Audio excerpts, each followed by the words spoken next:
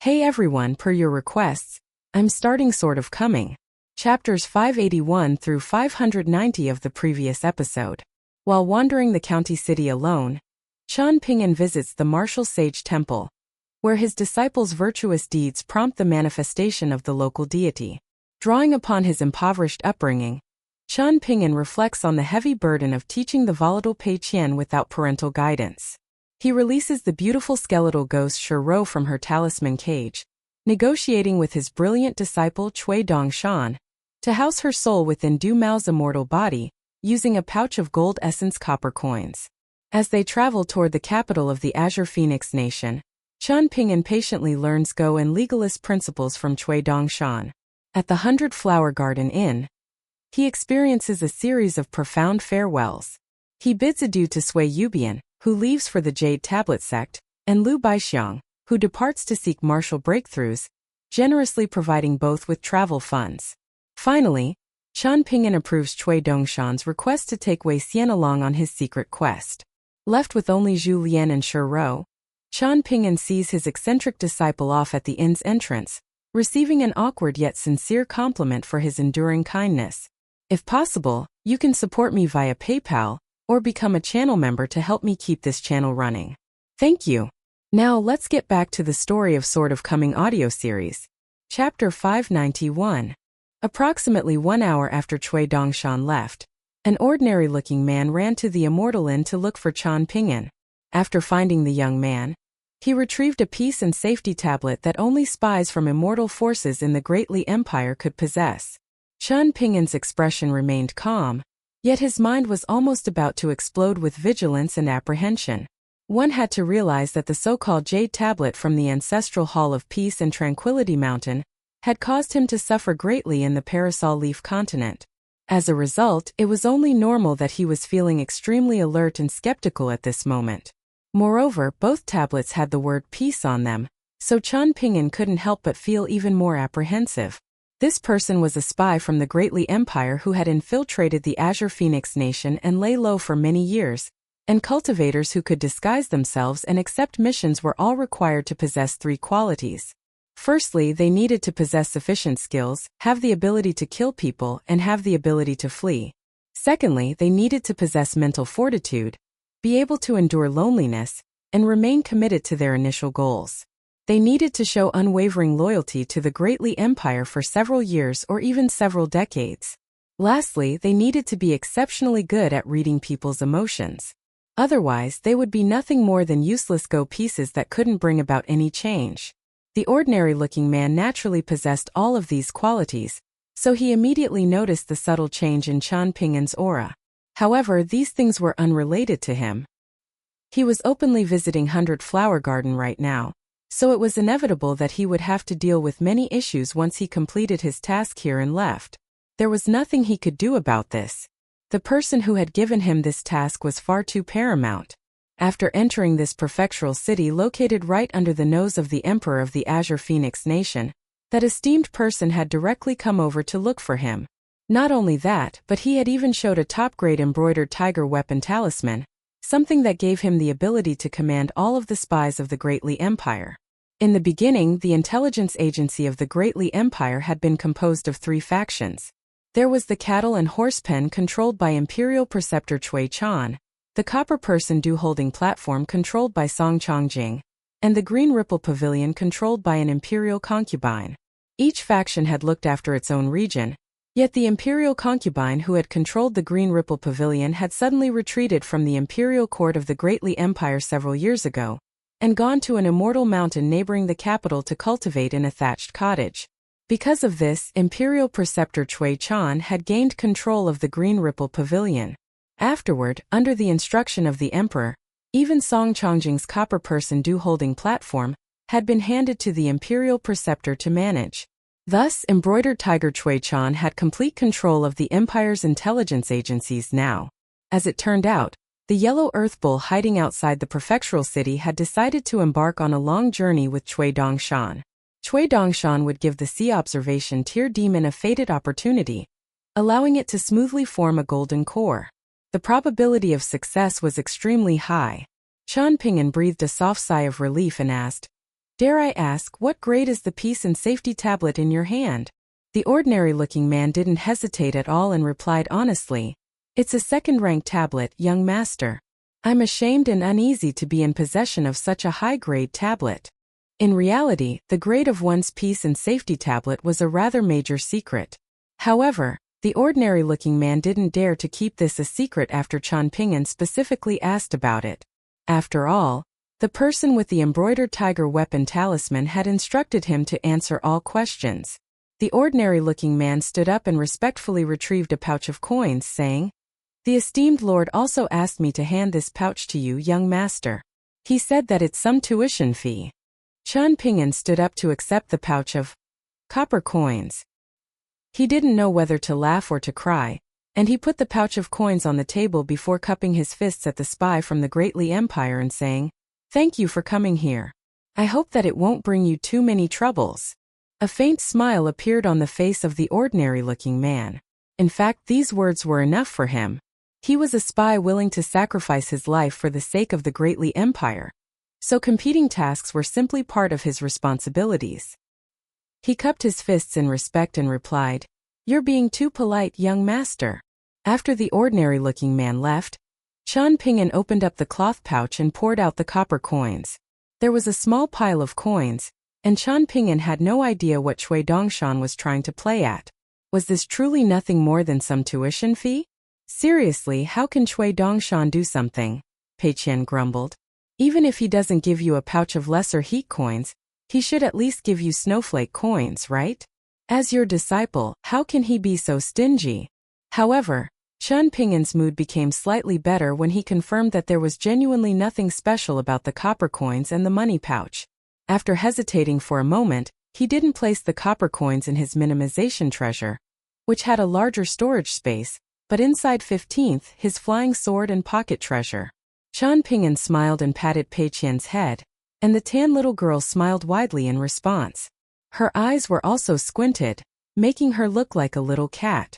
Afterward, Pei Qian started to transcribe texts, writing each character and each stroke with great care. This was a case of habit becoming nature, and she would now feel extremely strange and uncomfortable if she didn't transcribe texts for a day. Chan Ping'an walked around the table and practiced fist stances from the mountain shaking guide.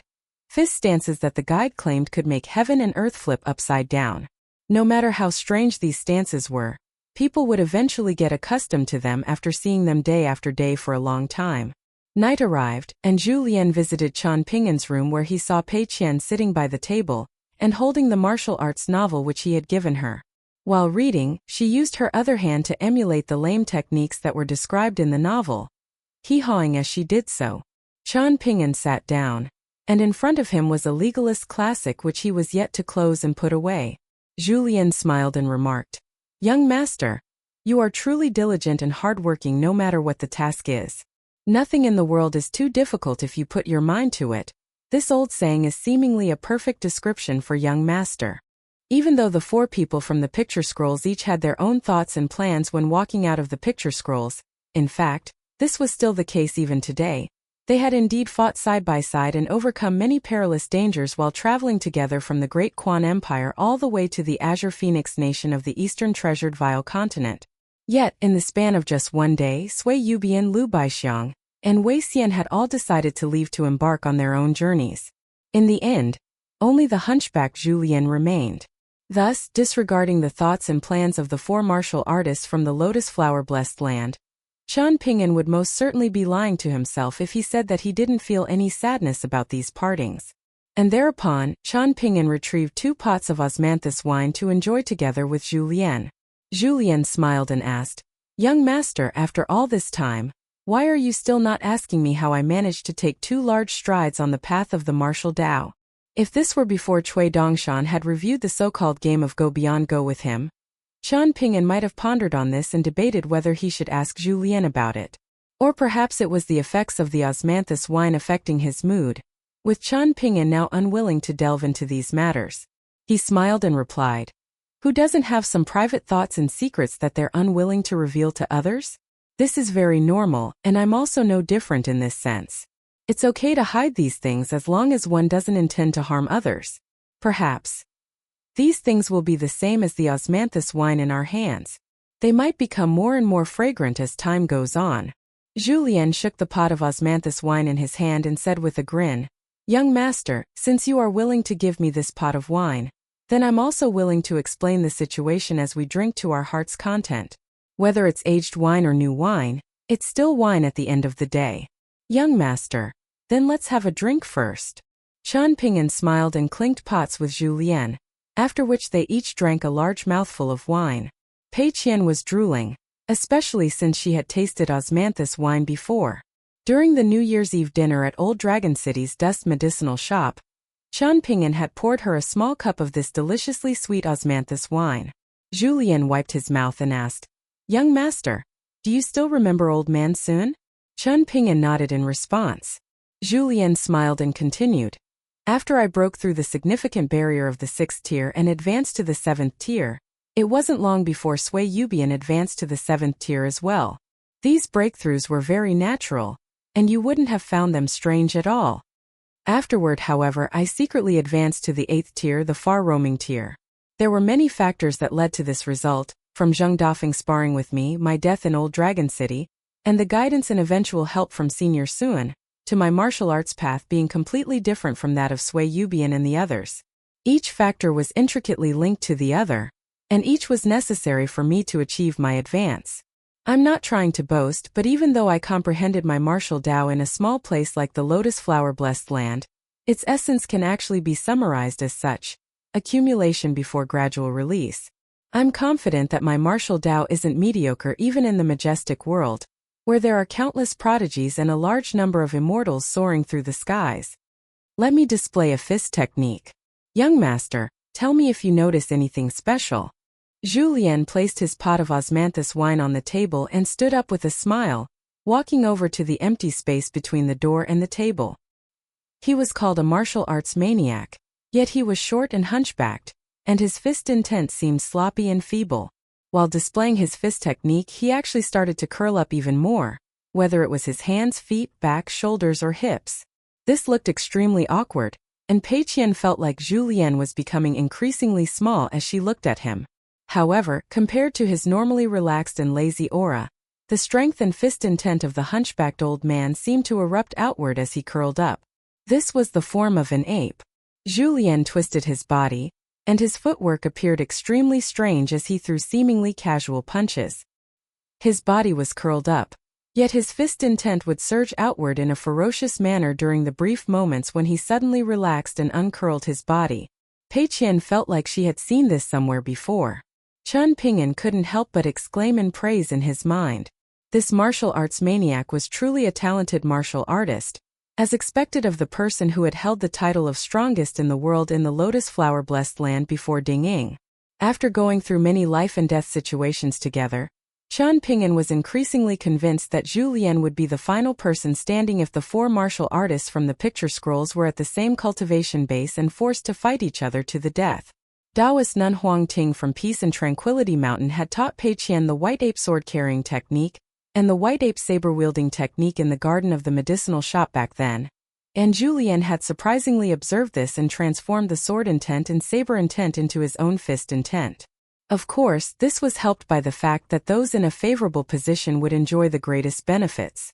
Compared to Sui Yubian and the others, Julien's fist technique and martial Tao were the most closely aligned with the essence of Huang Ting's sword technique and saber technique. Even so, it was incredible that Julien managed to emulate the form and essence of these techniques so well after taking just a few glances at Huang Ting's demonstrations. Not only that, but he had even managed to incorporate it into his own fist intent. Seeing this, Chen Ping'an couldn't help but be impressed by Julien's observation skills and cultivation talent. Julien stopped his movements and chuckled. "Young master is very astute." Pei Qian was quite impressed by Julien's comment. "Old cook, don't take things too far, okay? How can you flatter someone in such an obsequious manner? Master hasn't even uttered a single word yet." Julien smiled before putting on a serious expression in a rare display, saying slowly, "This path is similar to how Sui Yubian attempted to ascend with her sword. A tragic outcome is inevitable. Back in the Lotus Flower Blessed Land, it was already proven that this path would lead to a dead end. Thus, I didn't hear the explosion of spring thunder even until the day of my death. However, there doesn't exist an insurmountable barrier in young master's home world. At the end of the day, this is because you, Zhu Lian, are standing at a lofty height and are able to see far enough into the distance, Chen Ping'an praised in a sincere voice. However, his tone suddenly became anxious as he asked, "But you've advanced 2 tiers in a row so quickly, so has this affected the stability of your 7th tier cultivation base?"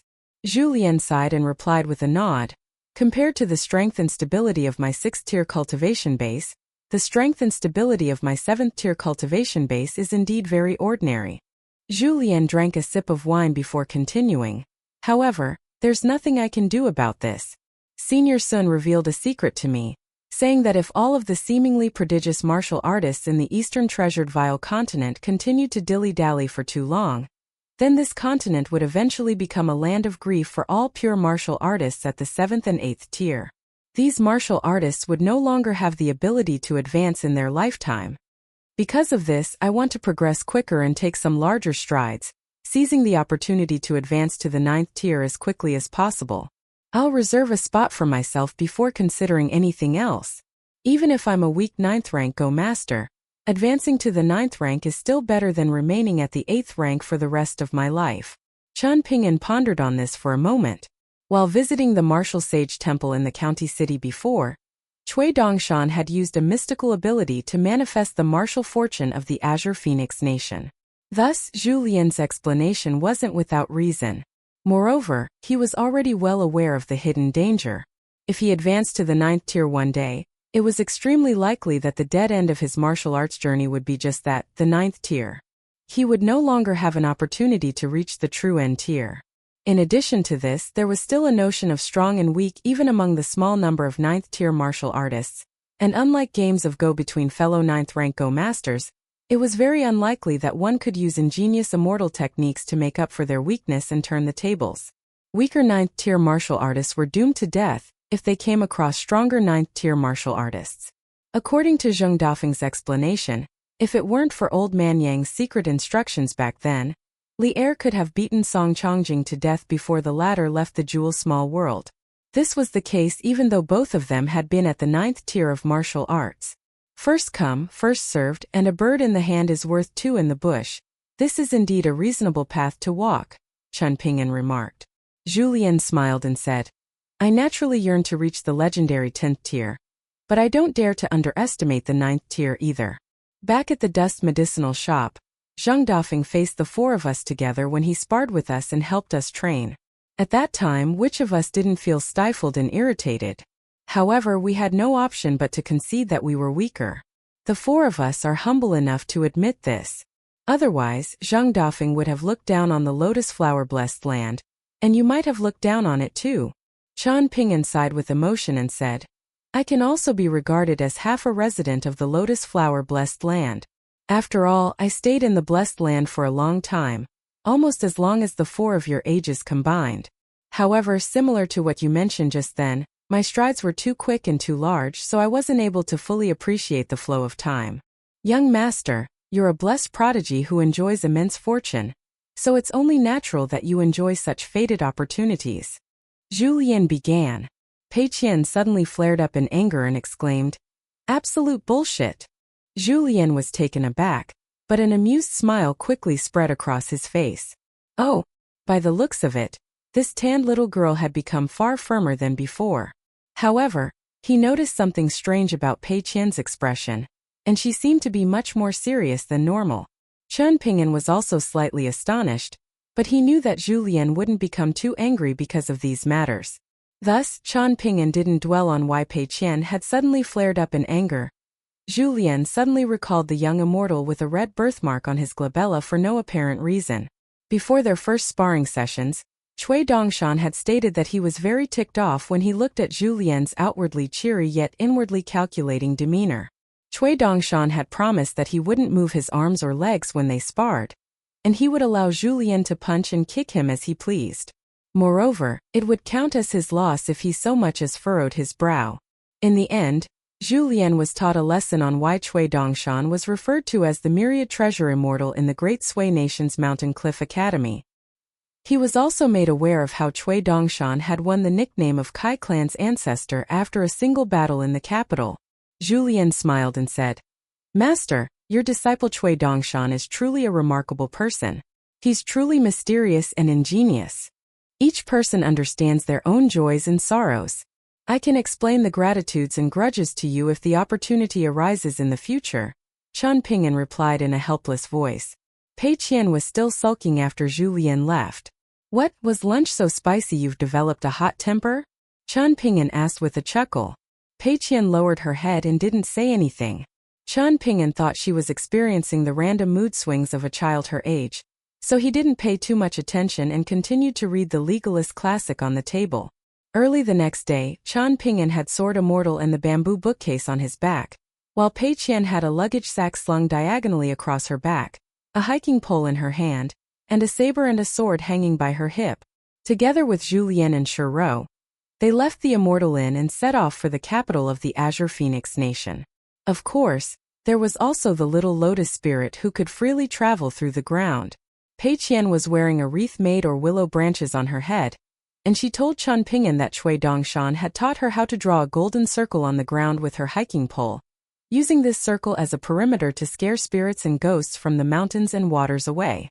However, this immortal technique was far too difficult to learn, and she was still yet to even understand the basics of it.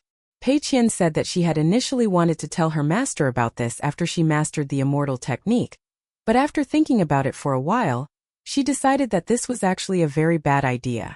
After all, what if she failed to master this immortal technique in her lifetime? In that case, wouldn't she have to keep this a secret and suppress her urge to talk about it for dozens of years or even 100 years? That would be far too pitiful. Chen Ping'an smiled as he listened to Pei Qian babble on about these things. Of the 4 people from the picture scrolls, Shiro disliked the perverted and hunchbacked old man the most. Now that she was walking side by side with Julien behind Chen Ping'an and Pei Qian, she couldn't help but feel uncomfortable all over. However, every time she purposely slowed down, Julien would follow her lead and slow down as well. He never said anything. He simply looked at Du Mao and smiled. Shiro grumbled in her mind, and she felt like Julien's gaze was especially perverted and repulsive. This was exacerbated even further when Chen Ping'an helped Pei Qian snap a willow branch. While she wasn't paying attention, the hunchbacked old bastard surprisingly seized the opportunity to sneakily squeeze her on the shoulders. Shiro was given a huge fright. Meanwhile, Julien smiled with squinted eyes and said, apologies, it was just an accident. Please don't take it to heart." Even though she was the owner of this immortal body now, it was basically in name only, as she was still unable to fully control it and wield its powers. This was similar to the illegal temples in the regions which weren't recognized by the imperial courts. Thus, even though she possessed a shortcut to the Great Tao, one that could astonish other Earth immortals, Cui Dongshan had appraised her abilities before and concluded that she would even struggle against experienced sea observation tier cultivators with the measly entity techniques that she had learned before. Even though Cui Dongshan had taught her an immortal technique and given her several life-saving talismans afterward, this would only allow her to rival Dragon Gate tier cultivators at most. In fact, the only advantage of her immortal body was the fact that she could step forward in times of great danger, and use her body to block attacks from sabers, flying swords, and Earth Immortal tier immortal treasures for Chen Ping'an.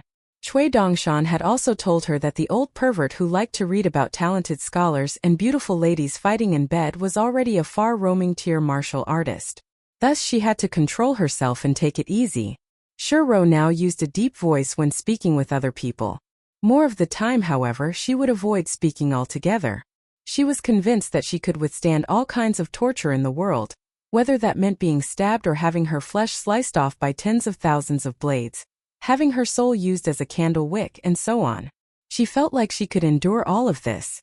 For some reason, however, she was completely defenseless against Julien's meaningful gaze. Julien suddenly shuffled over, causing Shiro to hurriedly retreat several steps.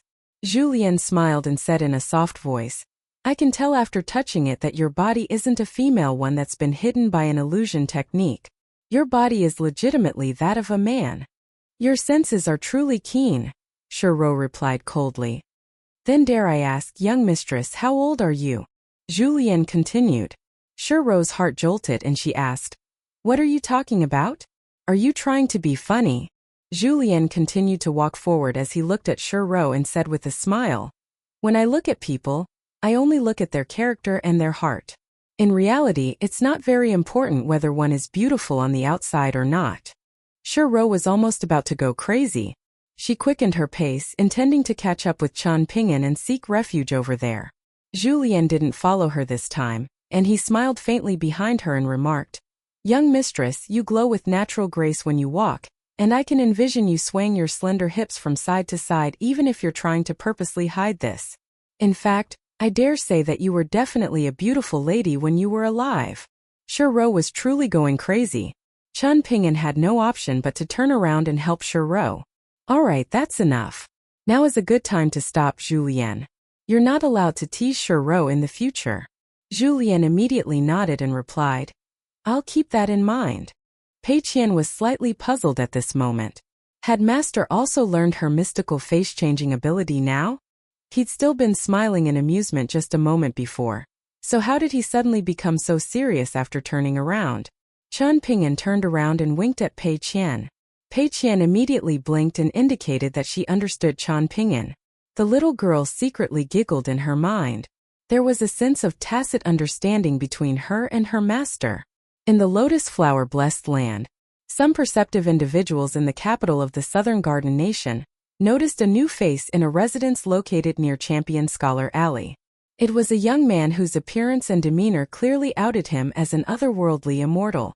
This otherworldly immortal seldom left his residence, and each time he showed himself, he would either be holding a folding fan or a pot of wine in his hand.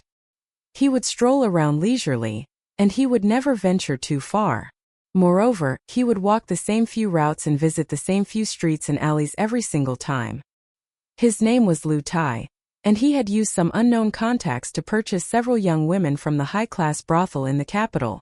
These young women all hailed from the families of officials, and he had purchased them over a period of time and had them become his personal maidservants, keeping them hidden away in his tranquil residence. Truth be told, however, these beautiful maidservants were actually inferior to their master in terms of looks. Lu Tai asked Mr. Zhong, the teacher of the nearby private school, for an ordinary-looking female spy from the Southern Garden Nation. He would use her as a messenger between him and the imperial court, saving him the hassle of having to always fly between his residence and the imperial palace. After all, that would also embarrass the imperial family of the Southern Garden Nation and cause them to lose face. Dawn arrived, and Lu Tai walked out of his residence and closed his folding fan, lightly tapping it against his palm as he walked past the corner of the alley. It wasn't long before a woman walked out from a silk shop and carefully approached him. She didn't dare to steal too many glances at the handsome young master, afraid that she would lose herself in his beauty, and even go as far as to abandon her responsibilities to the nation one day. Men liked beautiful women, but was the reverse not true as well? Who didn't like to enjoy beautiful scenery? She was an experienced spy who had once infiltrated the core regions of another nation, and she was currently dressed like a well-off lady. She asked in a soft voice, "Young Master Lu, the Reverence Pagoda has already compiled the newest list of upper 10 elites. The Reverence Pagoda is about to announce this list and make it known to the imperial courts of the 4 nations, but it's quite strange that there's no detailed ranking attached to the list this time. The government office that I belong to is of the opinion that there are too many new members on the list this time, yet there are few records of any fights or sparring sessions between them. Thus, the Reverence Pagoda is temporarily unable to provide a detailed ranking." Lu Tai looked straight ahead and said with a faint smile, "Go on." The woman continued, "Apart from you and our esteemed imperial preceptor, there's also Yu Zhani, the leader of the Lake Mountain faction, Sword Immortal Lu Feng from the Bird's Eye View Peak, Dragon General Tang Che, who left not long ago, Armed Sage Cheng Yuanshan, and the old Chan Master from the White River Temple who's now returned to a secular life. The 4 other people are all new faces whom the Reverence Pagoda has provided some brief details on." 1. Lu Tai nodded and said, "Go on." "One is a young Taoist priest who first appeared on the bank of a lake. He has no name and all he does is repeat a sentence that no one understood. He seems deranged. One is a scholar in Azure who kicked Zhou Shi out of the Spring Tide Palace. He's around 30 years old, and he's seemingly adept at immortal techniques. Moreover, he announced that he would have a decisive battle with superior Grandmaster Eugenie in 3 years' time. One is a tall and sturdy old man who refers to himself as the ancestor of all Taoist priests in the Southern Garden Nation, and he indeed sounds and dresses like someone from the earlier years of the Southern Garden Nation. He's traveling to the Southern Garden Nation right now, and he claims that he's already completed a secret mission from the Emperor and taken a dozen or so disciples along the way. One is a bare-fisted martial artist. He's a dwarfish middle-aged man who appeared on the borders of the lands beyond the 4 nations. He's eccentric and bloodthirsty, and he acts according to his wishes no matter where he goes. He kills people wantonly, and hundreds of innocent civilians have already died at his hands. 400 elite cavalrymen from the grasslands surrounded and attacked this person, but he wiped them out and he left none alive. The woman paused for a moment before continuing. In addition to the list of upper 10 elites that included Young Master, there's also the accompanying list of lower 10 elites that included our prince as well as Zhou Shi. Lu Tai rocked his folding fan back and forth and said, "There's no need to explain these things in too much detail. There's no benefit in doing so.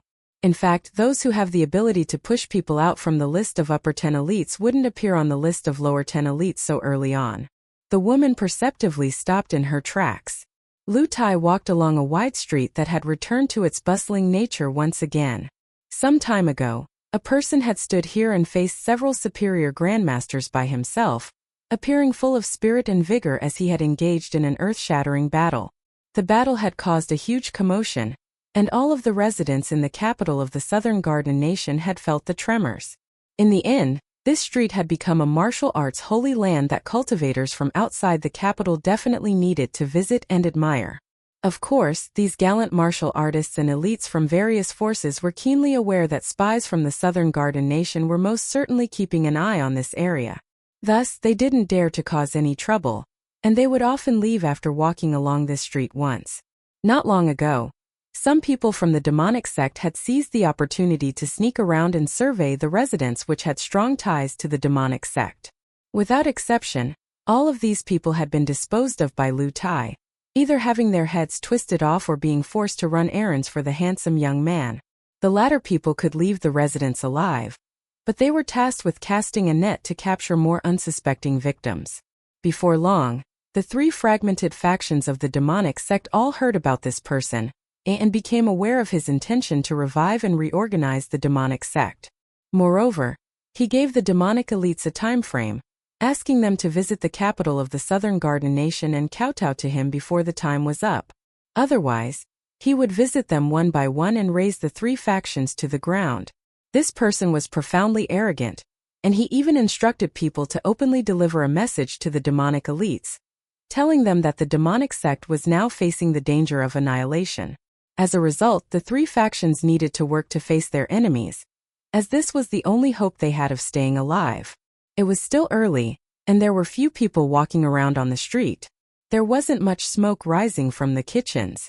Lu Tai looked up at the sky and remarked, "Things are about to change. Perhaps the lotus flower-blessed land was going to transform into a small world? Just how many immortal coins would this cost?" The temple master of the Observing Tao Temple truly possessed bottomless wealth. Lu Tai turned into a small alley where he coincidentally ran into a little boy who was heading to the private school, Chao Qinglang. Lu Tai stopped and asked with a smile, "Why are you so early today?" Chao Qinglang flushed slightly red and replied, "Big brother Lu, I collected some silver coins from the government office yesterday, and last night I had a huge craving for the wontons of a stall I know. The thing is, this stall is pretty far away, so I needed to wake up earlier to make it there in time. Do you want to come with me, big brother Lu?" Lu Tai shook his head and replied with a smile, "I'm not a huge fan of these things, so you can head over by yourself." Chao Qinglang said goodbye and jogged away. However, he suddenly stopped and turned around saying, "Oh, that's right, I bought a pot of wine for you when I came back home last night, big brother Lu. I put it on the table, so feel free to drink it whenever you want." Lu Tai nodded in response. He indeed had a key to Chao Qinglang's residence. Chao Qinglang turned around and ran out of the alley. Chao Qinglang was always very earnest when he spoke with other people, so he definitely wouldn't speak while running or with his head turned back. Lu Tai walked to the little boy's residence and opened the door to the courtyard. Sure enough, there was a pot of wine sitting on the table in the main building. This pot of wine was worth 7 silver coins, indeed a large sum of money for Chao Qinglang. The boy was the kind of person who needed to think things through for half a night before deciding to eat a bowl of wontons. Lu Tai grabbed the pot of wine and carried a chair over to the door. Sitting outside, he flicked his wrist and summoned a small insect that gave off the fragrance of fine wine. He then opened the pot of wine and tossed the wine insect inside, slowly waiting for the pot of wine to rapidly transform into delicious wine that tasted as rich as wine that had been sealed in a cellar and stored for several decades. There was a bright smile on Lu Tai's face as he gently rocked the pot of wine back and forth. Lu Tai had been honest and forthright during his first encounter with Chao Qinglang. He had said, "My name is Lu Tai, Lu as in land and Tai as in raise up. I'm Chan Pingan's friend. Actually, we're very close friends who overcame life and death dangers together." Chao Qinglang's eyes immediately lit up upon hearing this. Afterward, Lu Tai told the little boy some things about Chan Pingan, and thus Chao Qinglang started to call him Big Brother Lu. At the same time, Lu Tai also obtained a key to this lonely residence. One time, Lu Tai smiled and asked Chao Qinglang, "Do you want to become like Chen Pingan? Then do you want to become better than Chen Pingan? Perhaps you don't dare to? Because you feel like it's too difficult and too distant." "No, I just don't want to." Lu Tai had never entered the boy's courtyard before, though he had a key. After this exchange, though, he would often visit the little boy's residence. He would sometimes visit when Chao Qinglang was at school, and he would sometimes visit when Chao Qinglang was reciting sagely classics in the morning. In the beginning, Lu Tai brought some delicious breakfast for Chao Qinglang, who usually needed to start a fire and cook congee for himself. However, after eating this 2 times, the little boy finally couldn't help himself the 3rd time, telling Lu Tai with a serious expression that he had enough money for school and daily necessities now that he was collecting money from the government office. After listening to Chao Qinglang's heartfelt words, Lu Tai smiled and asked, "Then you genuinely won't be able to enjoy delicacies from these time-honored shops in the future? Do you not regret this?" Chao Qinglang flushed slightly red and replied with an embarrassed smile, "If I truly can't suppress my urges in the future, then I'll definitely let you know, Big Brother Lu." Lu Tai laughed heartily and said that this was no problem at all. Afterward, however, Chao Qinglang never asked Lu Tai to buy him any food. Even today, when Chao Qinglang really couldn't hold back, he was only buying a bowl of wontons that he could afford by himself. Thus Lu Tai was feeling fairly happy today. He had surprisingly found Chao Qinglang, someone much like that boy from Clay Vase Alley, in a small place like the Lotus Flower Blessed Land. This was very interesting. Lu Tai felt trip to the Lotus Flower Blessed Land had inspired him to become more motivated than before. Lu Tai returned to his residence, which was filled with the silvery laughs of shapely young women. There wasn't a single speck of dust in the courtyard, and all of the paths were paved with bamboo boards that were sparkling clean thanks to his maidservants. He walked past 3 maidservants who had escaped from their torturous lives thanks to him, and all of them greeted him, their master and benefactor, in a slightly strange manner. They greeted Lu Tai using beautiful words of praise that he had told them to find and memorize from the books. The 3 young women were family members of officials, and they had been forced into the high-class brothel as a form of punishment for these officials. Because of their background, they were quite familiar with essays and poems. Now that there were so many books in the ancient residence for them to read, it wasn't difficult for them to find and memorize these beautiful words of praise. One of them said that her young master's poems were like blooming lotuses, naturally pure and adorable. Another beautiful maidservant praised her young master's demeanor, saying that he was as radiant and warm as the sun over the East Sea. There was also a young woman who compared her young master's appearance to irises and orchards, saying that his beauty was such that it would illuminate the entire space. Lu Tai laughed heartily upon hearing their praise. Lu Tai took his boots off and continued to walk, eventually arriving before a simple but elegant arhat bed. He sat down and leaned back, and a beautiful maidservant wanted to walk over and attend to him. However, Lu Tai waved a hand and shooed her away. He sniffed the wine and took a sip. Even though it now tasted much better than ordinary wine in the Lotus Flower Blessed Land, it was still far from being able to rival the immortal wine in the majestic world. Later in the day, accompanied by song and laughter in this residence. Winds of change were already sweeping through the lotus flower-blessed land. This was the case in the cultivation world, and also the case in the imperial courts and the battlefields. Lu Tai was teaching an intelligent maidservant how to taste tea when another beautiful maidservant walked over and informed him that an old Confucian scholar had come to visit. Lu Tai put aside the elegant task at hand and personally walked out to greet Mr. Zhong, the teacher from the private school. According to Chao Qinglang, Mr. Zhong was very good at teaching, even though he was strict. Not only that, but he was also extremely patient. Standing outside the door was none other than Zhong Qiu, the imperial preceptor of the southern garden nation. His expression was grave, and he turned down Lu Tai's offer to head inside to talk. He stated that he would leave after discussing the matters at the door. Lu Tai smiled and said, "I'm respectfully listening to your teachings, Mr. Zhong. Young Master Lu, your intentions are good, but you're prematurely hastening his development right now," Zhong Qiu said in a solemn voice. Lu Tai feigned astonishment and asked, "Why do you say this? Young Master Lu, you dare to do this, but you don't dare to acknowledge your actions?" Zhong Qiu asked in anger. Lu Tai opened his folding fan with a crack and gently rocked it back and forth, appearing carefree and elegant as he replied, "Dare I ask, Mr. Zhong, where was I wrong?" Zhong Qiu took a deep breath. During the past half a year, Lu Tai had taught Chao Qinglang about many so-called affairs and principles of the world. If it hadn't been for Zhong Qiu inadvertently overhearing Chao Qinglang's debate with a fellow classmate in the private school today, it was very likely that he wouldn't have found out about Lu Tai funneling so much so-called general knowledge to Chao Qinglang. For example, Lu Tai had taught the little boy about people who would detest those who were wealthy, yet laugh at those who were poor. He had talked about why it was so difficult to become a good person, with the reason being that few people truly understood the notion of doing good without seeking something in return when doing good. Thus, it was very easy for these so-called good people to become bad. For example, those who set up kanji stalls to feed refugees of war were indeed doing good deeds.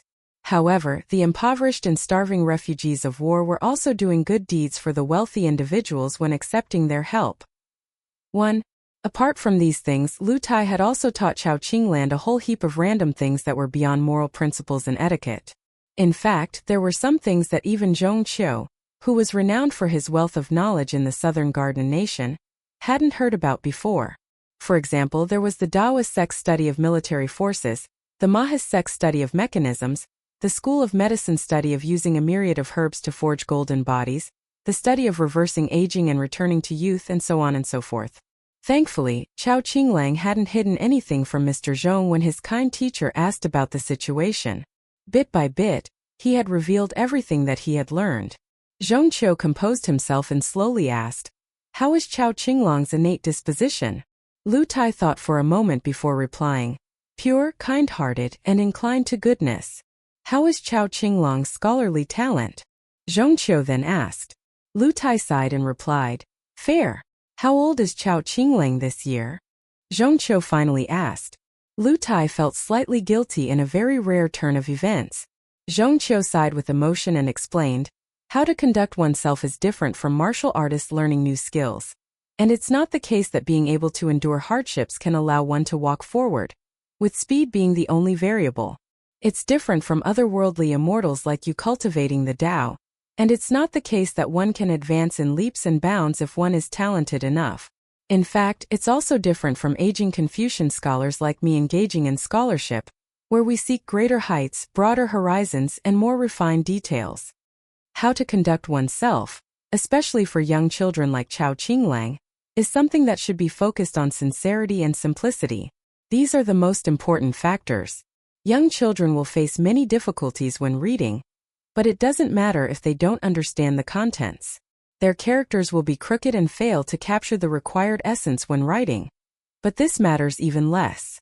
Even though I don't dare to claim that every single character and phrase in the Confucian classics is suitable, I, Zhong Qiu, dare say that the Confucian classics in this world expound the least incorrect knowledge. The more of these classics Chao Qinglang reads now, the more at ease he can feel when he strides forward in the future. How can a young child like him accept so much miscellaneous knowledge? Lu Tai put his folding fan away and bowed in apology, saying, Lu Tai understands his errors. Zhong Qiu sighed and said with a cold humph, if Chen Ping'an had remained by Chao Qinglong's side, he definitely wouldn't have made the same mistake as you. Lu Tai looked up, and he didn't become angry upon hearing this. Instead, he smiled widely and announced, thank you for your guidance, Mr. Zhong. I've benefited greatly from this. In order to express my gratitude, I'll bring you a large jar of fine wine. I promise that it will be immortal wine that has never before appeared in the history of the lotus flower-blessed land. There's no need, Zhong Qiu replied in a solemn voice. He then turned around to leave. Zhong Qiu, how would you respond if it were Chen Ping'an inviting you to drink? Lu Tai suddenly asked with a chuckle. Zhong Qiu was clearly very angry with this young otherworldly immortal, so he didn't so much as turn around as he replied. His tolerance for wine isn't good enough.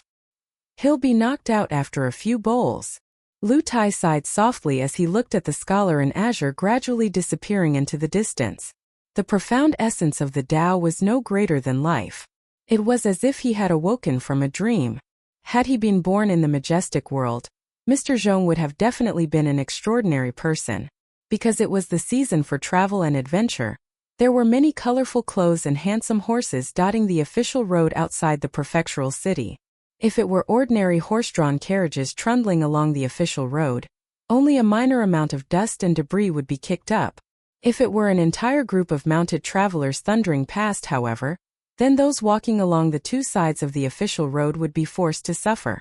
Indeed, Pei Qian had been forced to eat quite a bit of dust, and her clothes were also covered in a layer of gray dust now. She was so angry that she hurriedly retrieved a fragrant pear from her luggage sack, and viciously crunched away more than half of it. Only after doing this did she finally calm down.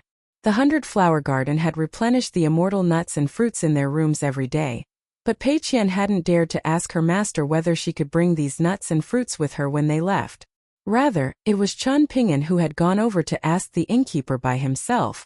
After learning that guests of the inn were free to take these immortal nuts and fruits with them, Pei Qian had gone around to all of their rooms to take everything away. Afterward, Chen Ping'an had given Pei Qian a pear and a handful of jujubes to eat during their journey. At this moment, another group of men and women dressed in silk and satin thundered past on their horses. Fortunately, Pei Qian had already turned to her side very early on, protecting the remaining half of the pear in her hands. Chen Ping'an waved the dust away and said to Pei Qian with a smile, "Remember to keep the pit of the pear." After finishing the pear, Pei Qian placed the pit in her luggage sack and asked, "Master, are these people sprinting around on horses detestable or what? They don't have any real abilities, yet they insist on showing off and acting all high and mighty." Chen Ping'an shook his head and replied, "We're only being made to eat some dirt, so we can't go as far as to say that they're detestable." Pei Qian mulled over this for a moment, but she most likely didn't understand Chen Ping'an's response. Chen Ping'an smiled and asked, "Do you want to ride a horse when you travel around the cultivation world in the future?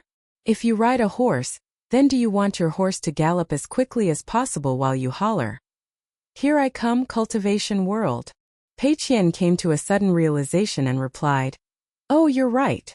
Chen Ping'an patted Pei Qian's little head and said softly, "Don't be disheartened if you encounter many challenges and obstacles during your first journey through the cultivation world.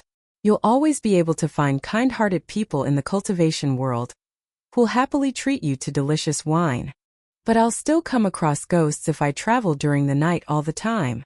I'm scared," Pei Qian mumbled. Chen Ping'an was extremely amused by this and he chuckled, "You'll be riding a handsome horse at that time, and Master would have also prepared a sword and a saber for you to subdue demons and eliminate fiends with. In other words, it should be the ghosts and fiends that are afraid of you instead."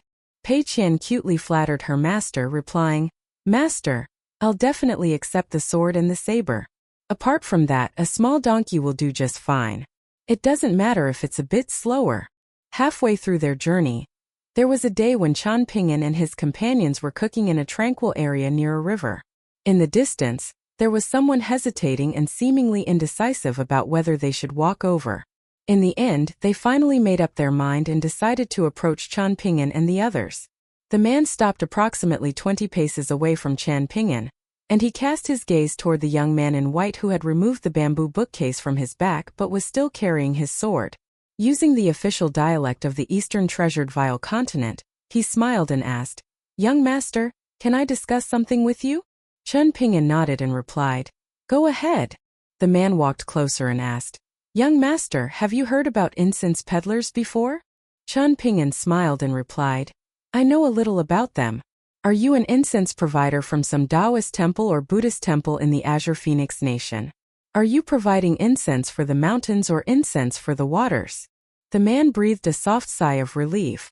By the looks of it, this young esteemed immortal was a refined person who understood how to refer to him as an incense provider, a much more pleasant-sounding title.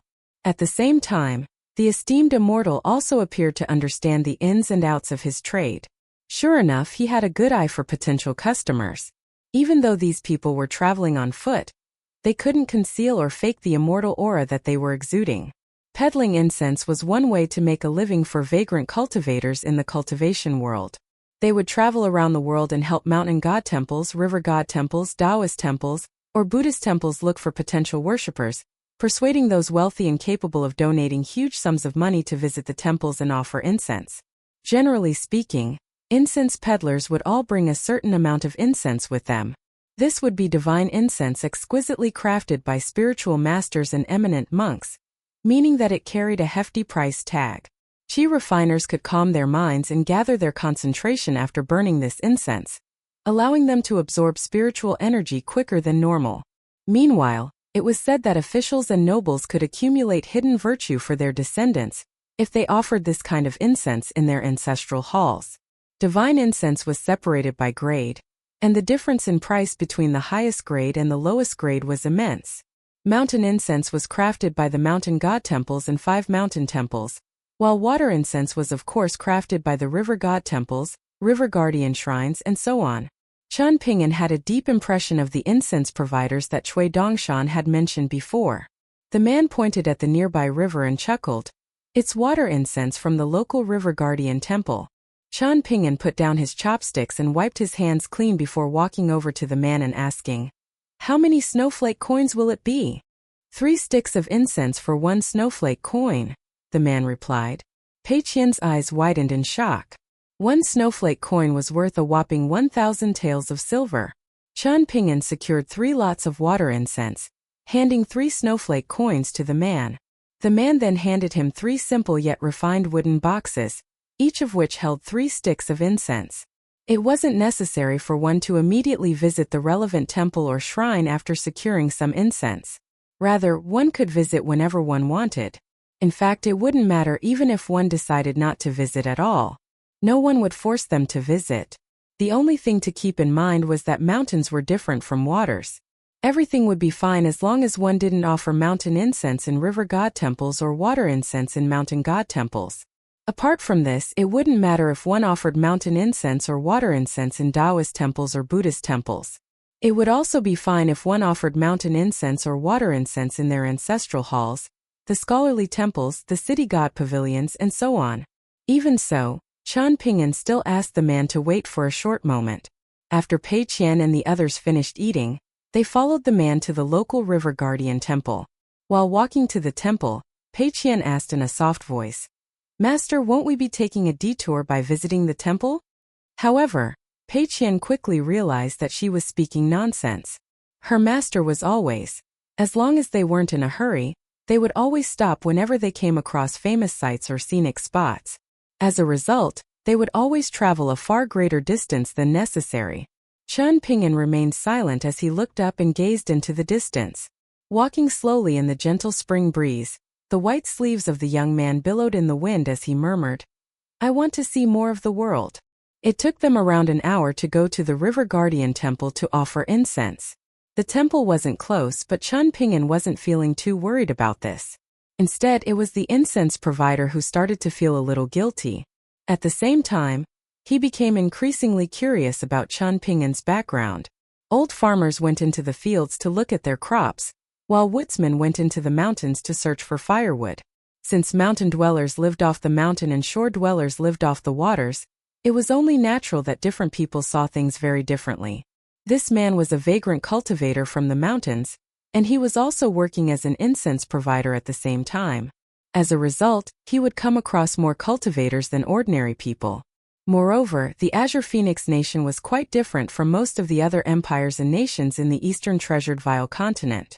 The imperial court had a very close relationship with the mountains, and it would never deliberately elevate the standings of immortal forces and clans for no reason.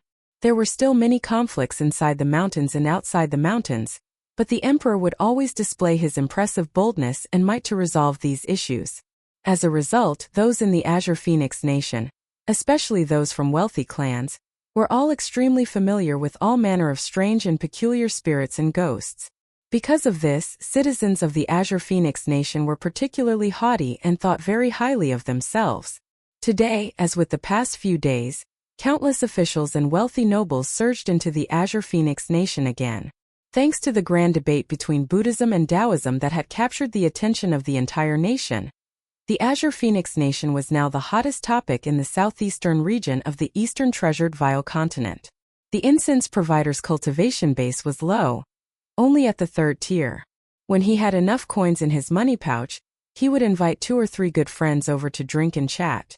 During their times, he discovered that his sense of superiority as a citizen of the Azure Phoenix nation was no inferior to his sense of superiority as a 3rd-tier chi refiner. This was most likely a sense of pride for his home nation. However, the incense provider didn't dare to guarantee whether or not he would become like those official immortals after he advanced to the middle 5 tiers. Of the 4 travelers, the young man carrying a bamboo bookcase and a sword on his back was walking in front. He was clearly the leader, and his nimble footsteps and dignified aura signified that he was most likely an official immortal. However, he was undoubtedly from a wealthy noble family. Moreover, he definitely hadn't entered the mountains to cultivate at a young age. The incense provider had seen many young immortals from relatively bad backgrounds who, due to good fortune and outstanding aptitude, had obtained fated opportunities at a young age and been selected by traveling elites or scouts from some large immortal forces. After entering the mountains, these young immortals essentially stepped away from their difficult lives and soared to heaven in a single step. However, if he were to comment on the temperament of this kind of young immortal, they were genuinely young immortals who treated clouds as food and dew as drink and didn't appear human at all. When they left the mountains to temper their Tao heart in the mortal world, perhaps they wouldn't be aggressive and overbearing with everyone, yet they would almost never be amiable and approachable either. They treated everyone the same, whether they were facing officials, generals, nobles, or powerful martial artists from the cultivation world. And the same meant the same complete apathy. The tan little girl with a bamboo sword and a bamboo saber hanging by her hip was most likely a junior from the same clan as the young master. She looked extremely lively and energetic. As for the 2 old men of short stature, they were probably subordinates or guards who were keeping the 2 safe while they journeyed through the cultivation world. While the incense provider was speculating about Chan Ping'an and his companion's identity, Chan Ping'an used the official dialect of the Parasol Leaf continent to explain to Pei Qian the situation regarding deities at the level of River Guardian. Even though River Guardians were deities officially recognized by the imperial court, allowing them to accept worship and incense offerings from the local residents, they were extremely low-level deities. To put it simply, they were equivalent to petty officials in the imperial court. However, even though these low-level deities weren't recorded in the imperial genealogical records, they would still be envied by the deities of the illegal temples and shrines regardless of how small their temples were, and how big the illegal temples were. Illegitimate deities envied low-level deities far more than the reverse. Illegal deities would have their life force cut off if they received no more worship and incense offerings, and their unsupported godly body would gradually begin to decay as well, eventually leading to their death. Moreover, there was no way for them to elevate their status, and they would often be hunted down by official immortals and vagrant cultivators. They were very juicy targets after all. On the other hand, river guardians wouldn't suffer such a miserable fate even if the feng shui of their area flowed away, and caused them to receive little worship and incense offerings. As long as the imperial court still existed and was willing to help, they could move to a different area and continue to receive worship and offerings. Their godly bodies could also be healed. After arriving at the River Guardian Temple, which measured around 1 acre in area, the temple attendant quickly walked outside to welcome Chan Ping'an and his companions. He personally explained the achievements of the River Guardian to the visitors, And he also talked about some of the poems and famous phrases left on the walls by visiting scholars and literati. As they walked to the main hall to offer incense, the temple attendant subtly hinted to Chan Ping'an that he could also leave his thoughts on the walls if he spent another 3 to 5 snowflake coins. The more he spent, the better the location he could write at. Indeed, he could write in a prime location where future visitors could appreciate his work. Not only that, but the temple would also take good care of it, preventing it from being eroded by the elements. In addition to this, visitors to the River Guardian Temple could also money or light eternal flame lamps. Both of these were positive interactions that would result in good karmic bonds being formed. However, this was completely up to Chan Ping'an and the others, and the temple definitely wouldn't force them to do any of these things. There was a slightly awkward expression on the face of the incense provider, and he didn't participate in any of these conversations even though the temple attendant shot meaningful glances at him several times, reminding him to chip in and talk things up. However, he couldn't bring himself to do this. Even though he was making a living through means that were unfit for a chi refiner, he was an honest person who couldn't bring himself to talk things up after all. Thus, the incense provider simply pretended that he didn't notice the temple attendant's meaningful glances. Chan Ping'an gave Pei Qian and Julian 3 sticks of incense each. However, he didn't give any to Shiro, as she was a ghost residing in an immortal's body, so he was afraid that he might commit some taboo and cause unwanted conflict. After Chan Ping'an and the others offered incense, the temple attendant felt like there was no hope of squeezing any more incense money out of these visitors. However, he didn't turn inhospitable because of this, and he simply felt a sense of disappointment. He remained polite and warm, and he even invited Chan Ping'an and his companions to stay and visit his dwelling for some tea. The incense provider had remained silent the entire time, yet he finally opened his mouth again at this moment, also inviting Chan Ping'an and his companions to stay for some tea. He explained that while river water was a truly poor choice for brewing tea, the river water near this temple was very different. This water contained a small amount of water essence that was beneficial to one's body.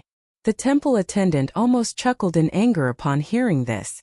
While Chan Ping'an and the others were appreciating the rubbings of steel inscriptions in the corridor, the temple attendant seized the opportunity to slow down and secretly kick the incense provider from behind. He was helping the outsiders a bit too much.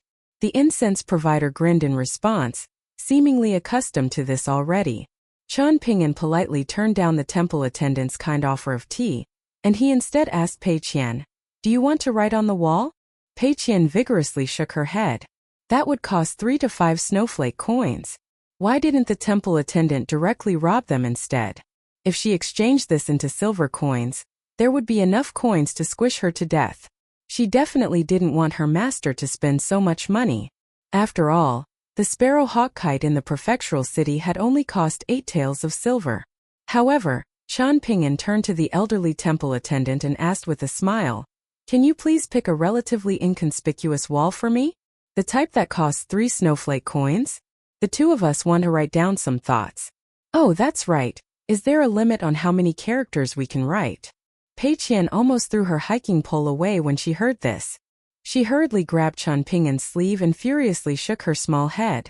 "If it's not a wall in a spot with extremely good feng shui, then 3 snowflake coins will be enough for young master to fill up an entire wall," the temple attendant hurriedly replied. Afterward, the temple attendant briskly led Chan Ping'an and the others to a suitable location. While doing so, he asked the incense provider to help him notify the others in the temple, telling them to prepare top-quality calligraphy brushes and ink as quickly as possible. They stopped at a corridor in the 4th courtyard, and the temple attendant smiled proudly while they were waiting for the calligraphy brushes and ink to arrive. He pointed at a poem on a nearby wall and praised it. Even though this place is relatively inconspicuous and far away from the main entrance, it's actually a precious piece of land with very good feng shui. Truth be told, young master, I only led you here because there's genuinely a good karmic bond between us. Over there is the precious work of the Azure Phoenix Nation's elderly assistant minister. Assistant Minister Liu is a truly renowned literatus in the Azure Phoenix Nation, and it's without a doubt that he deserves his fame as a knowledgeable Confucian scholar. His regular script is brilliant, and I'm sure that you have already recognized his incredible skills. There's no need for me to say anything else. His strokes are strong, and his characters reflect strength and health in old age. Qian Ping'an concurred with a nod. He wasn't being pretentious, and his praise was centered around the fact that he had indeed seen many brilliant calligraphy works before.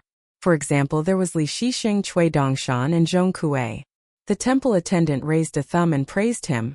Young master is indeed an expert with a keen eye. Qian Ping'an couldn't help but feel slightly sheepish.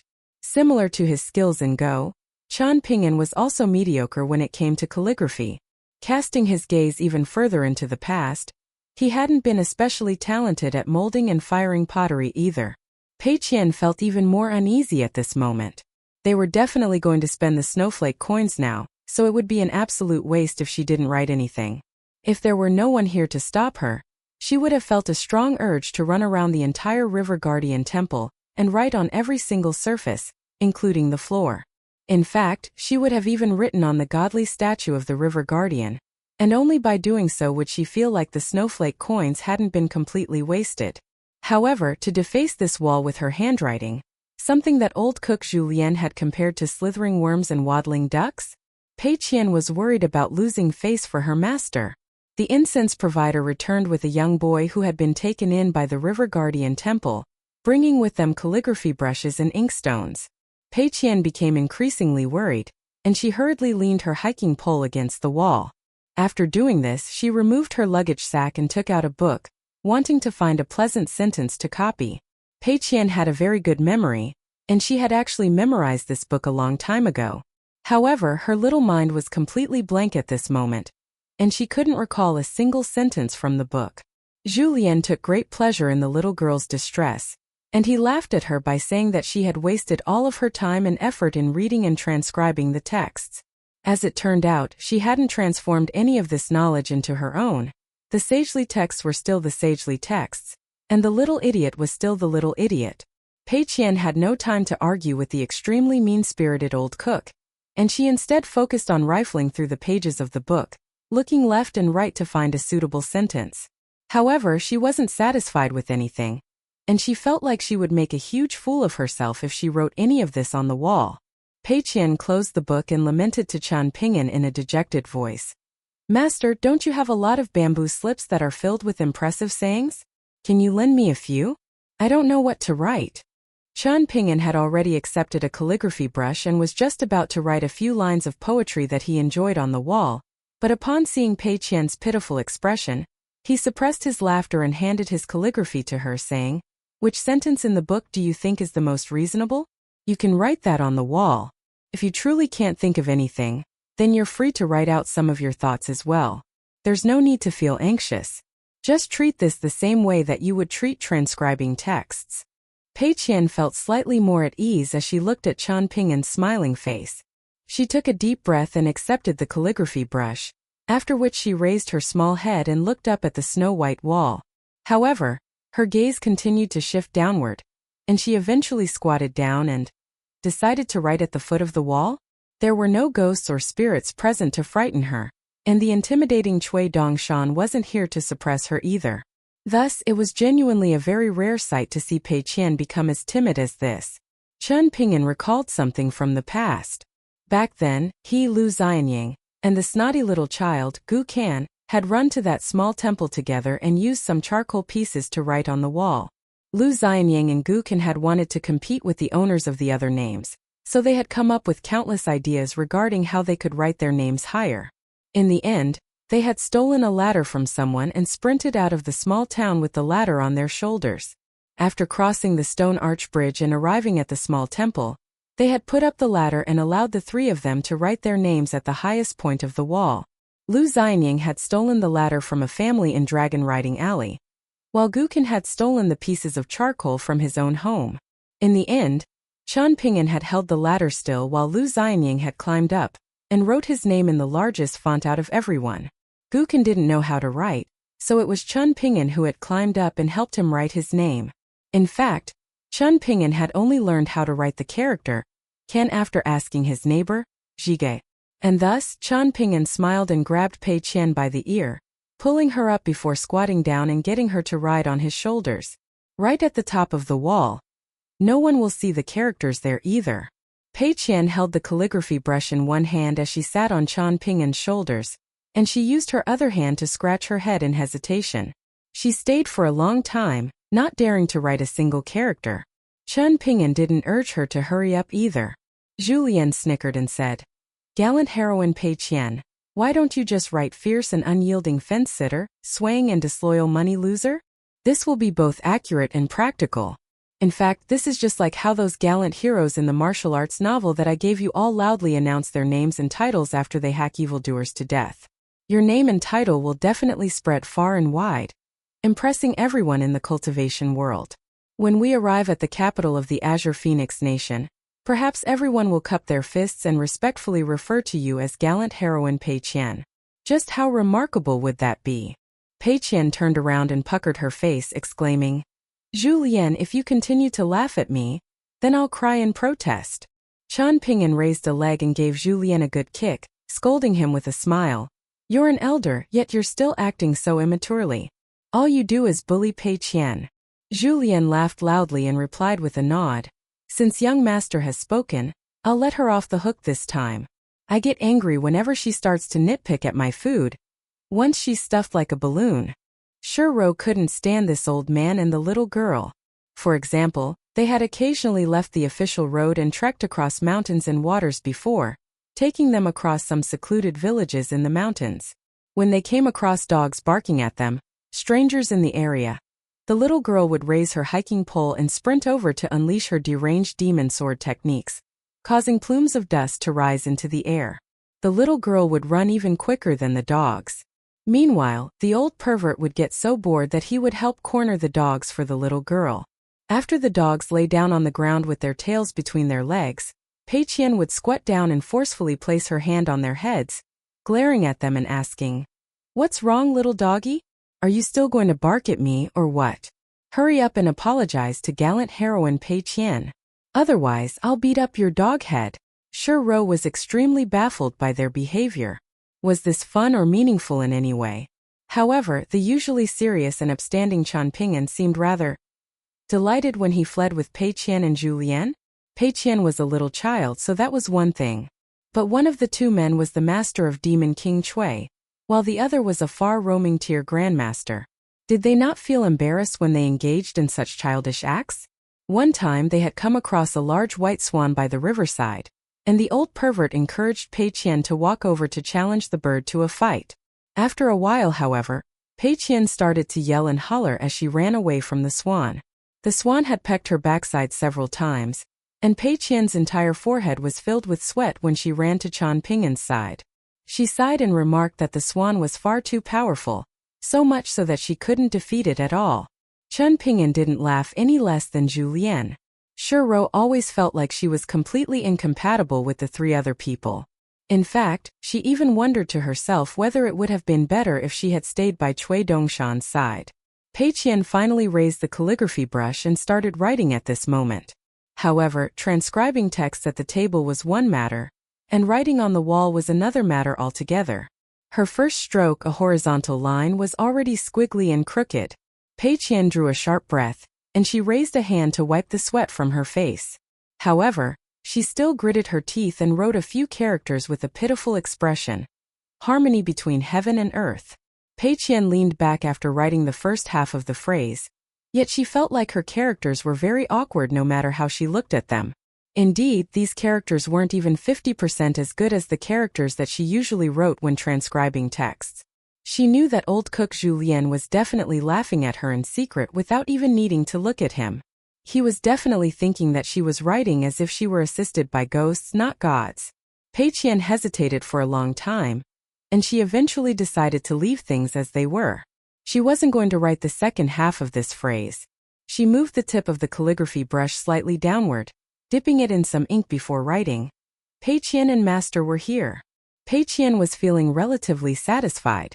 Her handwriting was only so-so, but the contents of her writing were very good. Like master, like disciple. Back in Sword Saint Song Yushao's villa in the Watercombing Nation, Qian Pingan had also done quite badly when leaving his mark on the stone cliff behind the waterfall. Qian Pingan didn't force Pei Qian to write anything else. He put her down and asked Julien, "How about you write something as well?" Julien rubbed his hands together, replying with a chuckle, "I'll pass. It's been so many years since I last held a calligraphy brush, so I'm definitely out of practice now. There's no need to make a laughing stock of myself." Even so, Qian Ping'an still handed the calligraphy brush to Julien. Julien wasn't an indecisive person, so he no longer hesitated after accepting the calligraphy brush.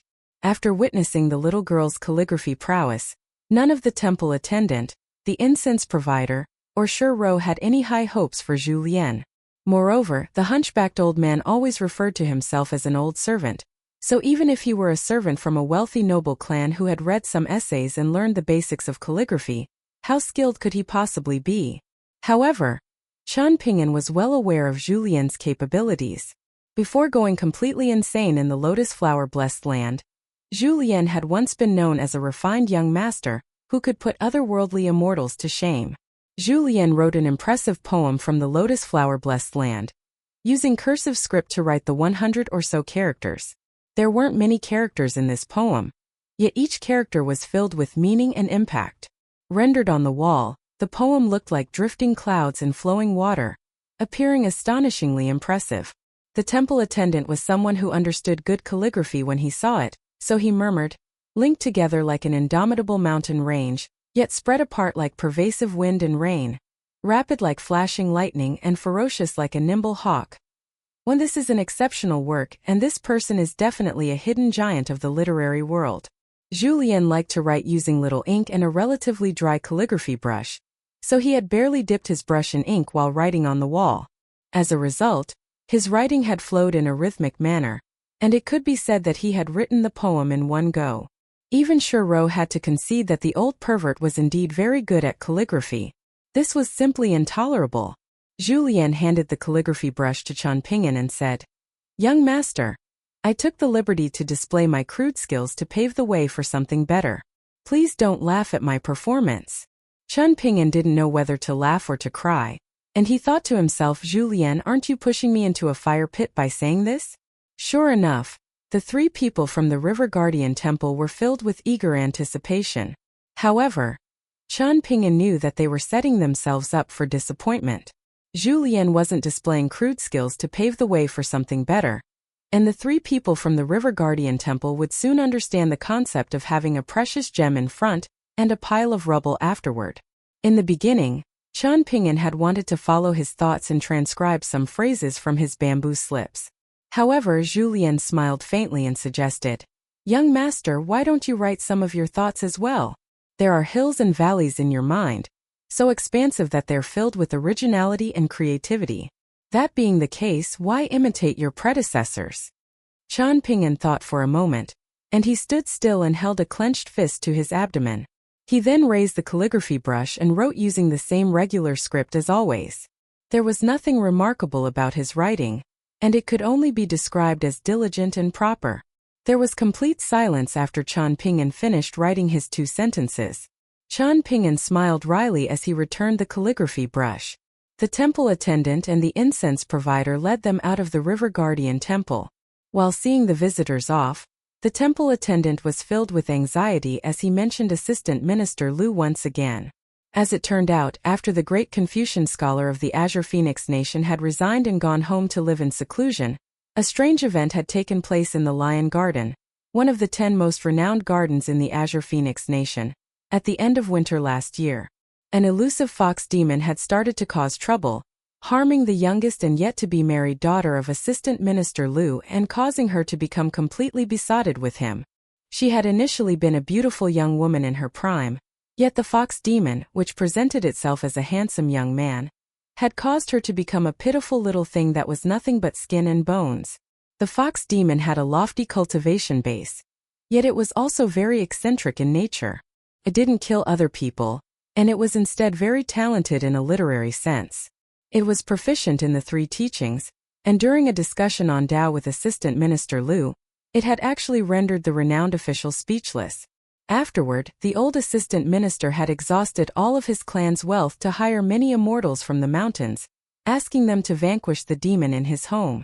Unexpectedly, however, all of the immortals had suffered the same fate, regardless of what force they were from, how experienced they were, whether they were official immortals or not, and even if they were powerful yet notorious vagrant cultivators. All of them had been toyed with and disgraced by the fox demon. Either their weapons were snatched away by the fox demon, or their immortal treasures were stolen. In the end, these immortals had to beg the fox demon in private for their weapons and immortal treasures back. Chen Ping'an had read about this in the reports that 100 Flower Garden, the immortal inn in the prefectural city, had provided to guests every day. He hadn't paid much attention to it at the time, but he was aware that the Lion Garden was offering a handsome reward for whoever managed to vanquish the demon. As long as someone succeeded, Assistant Minister Lu was willing to give them 3 old relics passed down in the Lu clan. When they were about to reach the entrance of the River Guardian Temple, the incense provider couldn't help but sigh with emotion, remarking, "Assistant Minister Lu is one of the rare few officials who are honest and upright. The traditions and values of his clan are also very impressive, and I was fortunate enough to interact with a descendant of the Lu clan a few years back. That young scholar was indeed courteous and respectful, and his demeanor reflected the outstanding traditions and values of the Lu clan." The temple attendant sighed and replied, "That's exactly right. The same goes for the descendant of the Lu clan who's working as a county magistrate nearby. He's worked diligently for the past 4 years, and he's accomplished many things that everyone in the region is genuinely able to see with their own eyes. If the young scholar you came across was simply courteous and polite, then this county magistrate is genuinely governing to benefit the people. I wonder what the situation in the Lion Garden is like right now. I hope that someone has already managed to shoo that fox demon away." A cold chill ran down Pei Qian's spine as she listened to this. In fact, she almost retrieved a talisman to stick on her forehead. There was an amused smile on Julien's face. "So that's how it is, huh? You want us to enforce justice on behalf of the heavens?" Shuro naturally wished to avoid troublesome situations such as this. A fox demon that could wantonly cause trouble around the capital of the nation definitely possessed a high cultivation base. Thus, what would they do if the fox demon were a golden courtier great demon? Moreover, what would she do if Julien purposely pushed her into a perilous situation at that time, choosing to stand aside and watch instead of helping her? Would she truly step forward to become a shield for Chen Ping'an after he impulsively rushed over to help? Chen Ping'an didn't say anything the entire time. After walking out of the temple, he cupped his fists in respect and bade farewell to the temple attendant and the incense provider. Afterward, he continued on his journey to the capital of the Azure Phoenix Nation. Ghosts and deities pry on prominent and wealthy clans, Chen Ping'an suddenly commented. "Correct." Julien smiled and replied with a nod. After Chen Ping'an and his companions left, there were no more worshippers or visitors in the River Guardian Temple. A faintly discernible scholar shrouded in elegance and flowing golden light walked out from a godly statue and arrived at the corridor of the 4th courtyard, standing under the wall on which Chen Ping'an and his companions had composed their works. The temple attendant was slightly flustered, and he persuaded in an earnest voice, "Esteemed River Guardian, there are not enough incense offerings right now, so you shouldn't remain outside your divine statue for too long. Deities of mountains and waters needed to draw on the power of incense essence if they wanted to form a godly body and travel outside their statues. Formal mountain gods enjoyed abundant incense offerings, so forming a godly body and traveling outside their divine statues was naturally not an issue at all. However, deities of smaller temples such as this River Guardian Temple needed to carefully manage their expenditure of incense essence." Having assumed the appearance of a middle-aged Confucian scholar, the River Guardian smiled upon hearing the temple attendant's words. A rare expression of relief spread across his face, and he looked up at the sky before saying in satisfaction, "My temple is too small, while the ambition of the scholar is too grand. I'm feeling slightly inebriated as if I've just had some rich wine to drink. How fortunate! How delightful!" The temple attendant was at a complete loss. He had no idea what was going on. However, he discovered that the esteemed River Guardian no longer had an anxious and depressed expression as always. Not only was there a glow of vigor and spirit between his brows, but the golden light circling around him also appeared to be far more condensed than before. The temple attendant suddenly turned around to look at the wall. He didn't look at the poem written in cursive script. Instead, he looked at the 2 lines of character written in straight and proper regular script. "Moon in the sky, moon in the world, moon on my shoulders as I travel with my bookcase, moon in my eyes as I lean on mountain railings, moon that regains its shape as I scoop water with a bamboo basket. Wind in the mountains, wind beside the waters, wind under my feet as I fly on my sword, wind between the pages as I read sagely texts, wind that one day brings us reunion. There were many handsome horses and large carriages on the official road, and also a fair number of strange people dressed in eye-catching garb. The young and inexperienced Pei Qian could only tell that they were rich, but Chen Ping'an, Zhu Lian, and Shi Rou possessed better observation skills than the incense provider from the River Guardian Temple. There was truly a huge number of qi refiners traveling around the Azure Phoenix Nation and getting involved in the murky situation right now. Meanwhile, Pei Qian was most likely still feeling heartache about the snowflake coins that had been spent to write on the wall in the River Guardian Temple. She was yet to recover her energy and spirits, and she appeared dejected and listless as she walked. Of course, it was also possible that she was feeling ashamed about having the worst writing out of the three people. This time, however, Zhu Lian didn't pick on Pei Qian. As a result, things were relatively calm and peaceful as they traveled, causing Shi Rou to feel slightly strange due to the sudden change in atmosphere. If they followed the normal route, they wouldn't pass the lion garden where the fox demon was causing trouble. Upon arriving at a fork road, where one road would bring them past the lion garden, Chen Ping'an didn't hesitate at all as he chose the other road, which would directly lead them to the capital. This allowed Shi Rou to breathe a long sigh of relief. She would have cried to death if her master were a willful person who liked to fight against all injustices in the world. As the private residence of Assistant Minister Liu, the Lion Garden was a renowned garden slightly to the north of the southwestern region of the capital. The Liu clan was a literary clan, one that produced officials from every generation of descendants. The Lion Garden had been continually expanded and refined by each generation of the clan, and it wasn't the case that Assistant Minister Liu had quickly built the garden overnight after enjoying a successful career in the imperial court. Thus, the Liu clan remained honest and uncorrupted, and no one could find anything to say otherwise. Once upon a time, someone had especially collated all of the poems and essays describing the scenery of the Lion Garden written by literati over the generations. After sorting these poems and essays into a book, they had produced a high-quality engraving to print many copies of this book. It was said that the book had sold quite well in the bookstores of various regions. After walking for 10 or so kilometers, however, the incense provider from the River Guardian Temple suddenly ran over and gave them 2 items, saying that these were things from the temple attendant. There was a bamboo tube for holding incense sticks, and the exterior of the tube was decorated with exquisite engravings. There were many sticks of water incense inside the bamboo tube. As for the other item, it was none other than the book that contained poems and essays about the Lion Garden. Chen Ping'an didn't accept the gifts from the River Guardian Temple straight away, and he instead used his palm to gently caress the sword nurturing gourd by his waist. Zhu Lian chuckled coldly and asked, "Oh, is that so? Are you trying to guilt-trip my young master?" The incense provider smiled wryly and responded, "How could I dare to take things so far? I wouldn't be willing to guilt-trip someone either. However, I was inadvertently reminded of that young scholar from the Liu clan after interacting with young Master Chen for a while, and I can't help but feel like the two of you have very similar temperaments." This was a chance encounter, yet young Master Chen remained amiable and easy to talk with.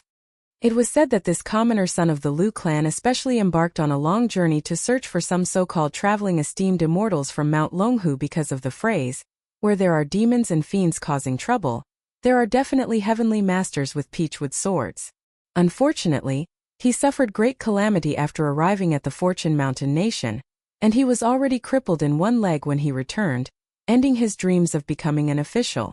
Chen Ping'an suddenly accepted the bamboo tube and book from the incense provider's hands and said with a nod, "I'll visit the Lion Garden to take a look, but I can't guarantee that I'll step forward to help." The incense provider cupped his fists in gratitude and replied with a smile, "This is the best course of action." Afterward, the incense provider returned to the River Guardian Temple the same way that he had come, not offering to take Chen Ping'an and his companions to the Lion Garden or anything else. Zhu Lian snickered and said, "As a merchant who's engaged in a business with trifling profits, instead of working hard to make money, he's hellbent on acting like a gallant hero who stands up for justice. What a true dereliction of duty." Chen Ping'an smiled and remarked, Anyone can stand up for justice. Ro remained expressionless, yet she now detested the River Guardian Temple with all her heart. Chen Ping'an and the others backtracked more than 500 meters to arrive at the Fork Road again, and this time they went down the road that led to the Lion Garden. Master, can I stick the talisman on my forehead after we arrive at the Lion Garden? Pei Qian asked in a quiet voice. Chen Ping'an nodded and said in reminder, of course you can. However, remember to use the Yang Energy Illumination Talisman, not the Treasure Pagoda Demon Suppressing Talisman. Otherwise, your master will be forced to step forward and get involved whether I want to or not. Pei Qian loudly responded that she understood. If you're so scared, then why aren't you stopping me from visiting the Lion Garden? Chen Ping'an asked. Pei Qian faltered for a moment before replying with a dazzling smile. This is a matter between adults, so little children like me naturally don't have a say. Chen Ping'an laughed heartily as he patted her small head. Julien clicked his tongue in wonder and remarked, not bad, gallant heroine Pei Qian. Your skills in flattery are unparalleled now. Pei Qian humped coldly and retorted, what's near cinnabar goes red, and what's next to ink turns black. I obviously learned all of this from you. After all, Master definitely won't teach me things. 1. Julien chuckled and remarked, then you've already surpassed your teacher in this field. Pei Qian feigned maturity as she cupped her fists in respect and replied, I wouldn't dare to claim that I'm better than my teacher. This junior's skills in flattery are still tens of thousands of miles behind old senior Zhu. Julien also cupped his fists in reply, saying in mock politeness, no, you're being too modest now. The younger generation like you will definitely surpass me in the years to come. With the old man and the little girl quipping at each other and changing the topic, their journey to the Lion Garden was especially relaxed and carefree. After arriving near the Lion Garden, which was located in a mountain pass, it could be said that they were already surrounded by mountains on all sides.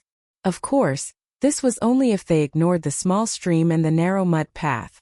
I would have borrowed a peace and safety tablet from Cui Dongshan if I had known about this earlier, Chen Ping'an sighed and said with emotion. Julien was slightly puzzled and he asked, hasn't the heavy cavalry of the Great Li Empire only just set up an encampment in the central region of the eastern treasured Vile continent? In addition to this, there's also Lakeview Academy that the heavy cavalry has to face off against. I's no certainty whether they can continue their expedition down south. Otherwise, the Great Li Empire wouldn't have needed to waste so much time and effort plotting things in Old Dragon City, even going as far as to employ the help of the Parasol Leaf Sects Du Mao.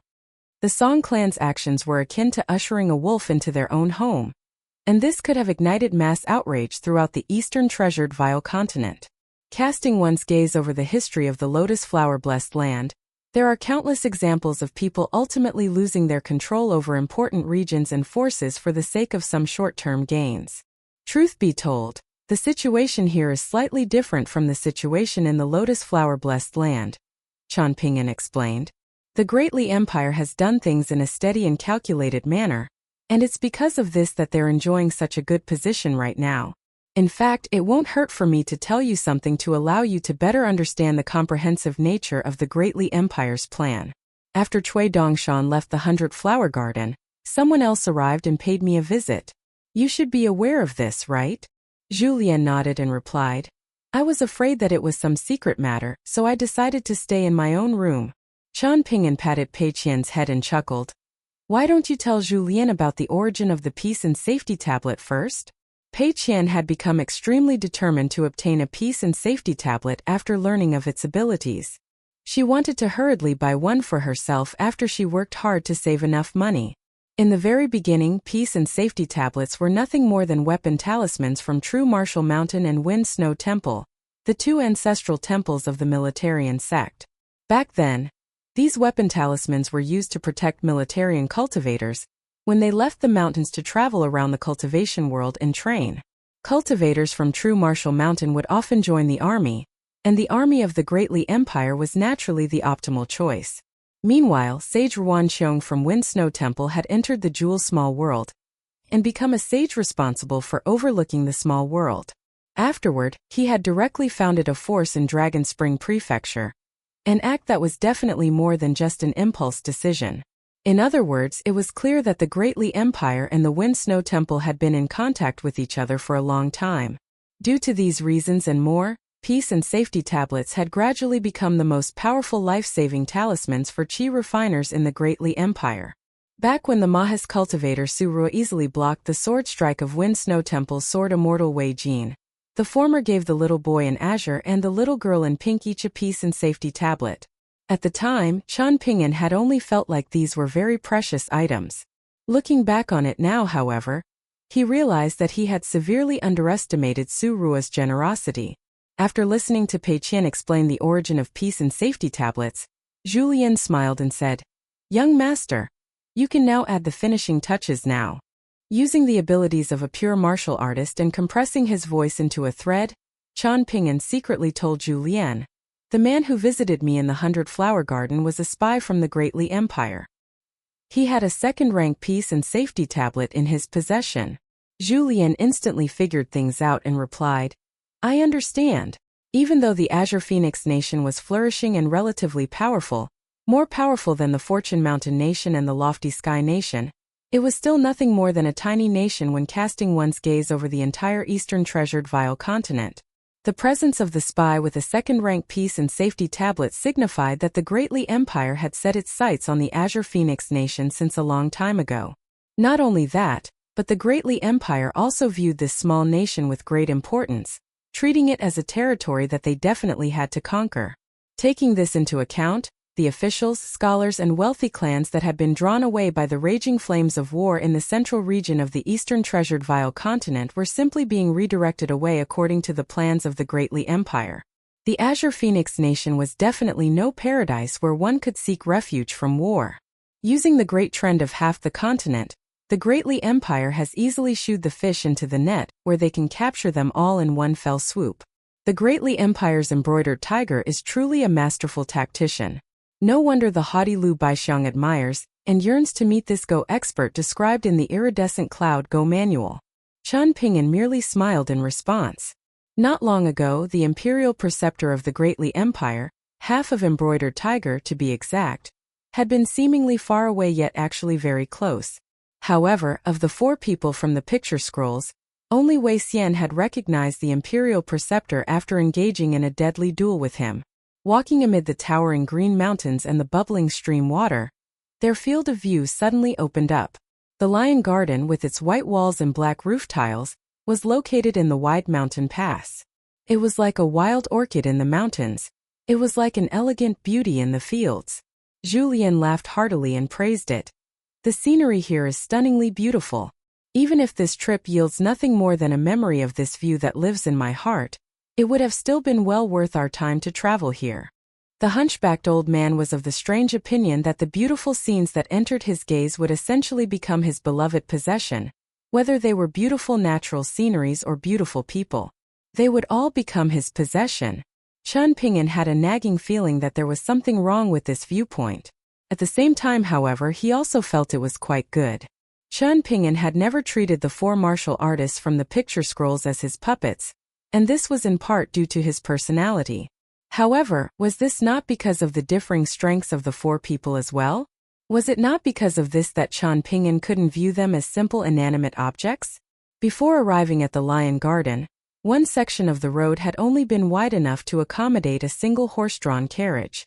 While walking along this section of the road that measured 1 to 2 kilometers in length, Qian Pingyan had been very curious about what would happen if 2 horse-drawn carriages encountered each other from opposite directions. What would they do then? Who would advance and who would retreat?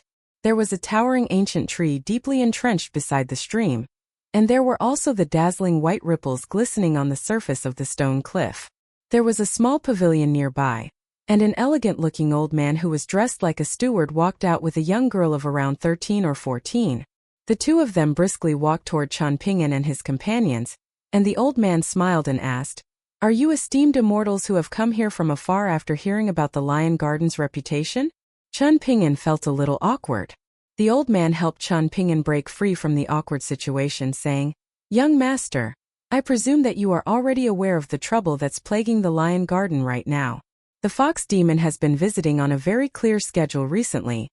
He comes to the Lion Garden once every 10 days.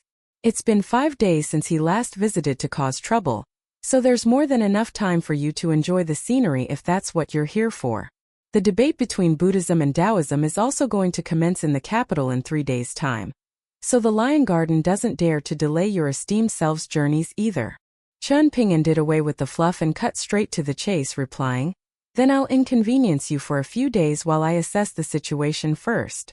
The old steward had most likely welcomed all kinds of esteemed immortals recently, and it was very likely that he had welcomed a significant number of vagrant cultivators as well, a group of cultivators who seldom showed themselves in public. Thus, he didn't beat around the bush as he led Chen Ping'an and the others to the Lion Garden, and he explained everything about the current situation to the visitors. This was the case even though Chen Ping'an had only revealed his name and not his background. The fox demon referred to itself as Master Qing, and it possessed a lofty cultivation base and was also adept at a myriad of demonic techniques, making it very difficult to fight against. The roots of this unfortunate situation had taken hold in the marketplace last winter, where the fox demon had been amazed after coming across the young daughter of the assistant minister. It was determined to become immortal Tao partners with her, and it had initially visited with precious gifts and asked for her hand in marriage. Back then, Assistant Minister Lu hadn't seen through the handsome young man and his true identity as a fox demon, and he had simply treated this as a case of a talented young man being attracted to his refined daughter. Assistant Minister Lu hadn't become angry, and he had dismissed this as the young man being impulsive and filled with youthful energy. In the end, he had politely declined the young man's request, saying that his youngest daughter already had a marriage agreement. Upon hearing this, the young man had smiled and left, causing the Lion Garden to believe that the matter was already over. Unexpectedly, however, the young man had visited again on New Year's Eve, challenging Assistant Minister Lu to 10 games of Go. He proposed that if he won, then Assistant Minister Lu would need to agree to the marriage between him and his youngest daughter. At the same time, the fox demon also said that he could give the Lu clan and the Lion Garden a divine fated opportunity, one that was grand enough to significantly elevate their status. Even though Assistant Minister Lu was extremely skilled at Go, so much so that he could rival the Go officials of the Azure Phoenix Nation, he naturally wouldn't gamble away something as important as his daughter's marriage and future. Thus, he had rejected the fox demon's proposal once again. Afterward, the handsome young man would run over to cause trouble every 2 days. As time went on, the young lady gradually became skinnier and skinnier, also becoming so haggard that she could barely walk properly. Only at this time did Assistant Minister Lu notice that calamity had befallen his daughter, so he had immediately instructed someone to go to the capital to seek assistance. However, that person had surprisingly been trapped and ended up walking in circles, failing to arrive at the capital and instead arriving back at the Lion Garden every single time. He hadn't been able to leave along the small mountain path no matter what he tried. Fortunately, a guest elder in the Lu clan had a crude grasp on some immortal matters, so after a long period of difficult planning, the Lu clan had finally managed to spread the news of their situation and call for assistance. The first helper to arrive at the Lion Garden was an old immortal from a Taoist temple in the capital, someone who had a very good relationship with the Lu clan. He gallantly traveled over to help, and he successfully broke through the illusion formation and reached the Lion Garden, where he stood guard under the room of the pitiful young woman. He set up an altar and drew talismans all around the area, performing Taoist rituals to ward off the fox demon. The very next day, members of the Lu clan found the esteemed Dragon Gate tier immortal naked and hanging from a tree with his hands tied together. The old immortal was utterly embarrassed after being rescued, and he could only lament that the fox demon was far too powerful for him. Afterward, Chi Refiner after Chi Refiner was defeated and shooed away by the fox demon. Some of the Chi Refiners were gallant individuals coming to help because of the Lu clan's admirable traditions and values, while some of the Chi Refiners were drawn over by the offer of the 3 ancestral relics. However, they were all toyed with and embarrassed by the fox demon. In the end, the fox demon publicly announced to Assistant Minister Lu that he would visit the Lion Garden once every 10 days, and his father-in-law could feel free to hire as many helpers as he wanted to fight against his son-in-law. That way, he could prove his abilities to the Lion Garden, and after they became one family, the calamity of today would definitely end up becoming the beautiful stories of tomorrow. Chen Ping'an silently listened to all of this, The young girl with freckles on her nose was the daughter of the steward, and she also remained silent the entire time.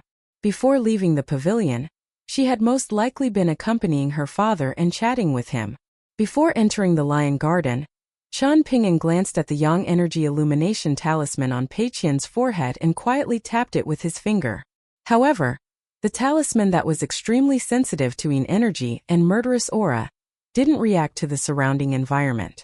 Qian Ping'an didn't remove the talisman from Pei Qian's forehead, but he wasn't feeling relaxed either. This extremely bold fox demon definitely had some unique strengths. Perhaps he was a great demon that had become a true earth immortal.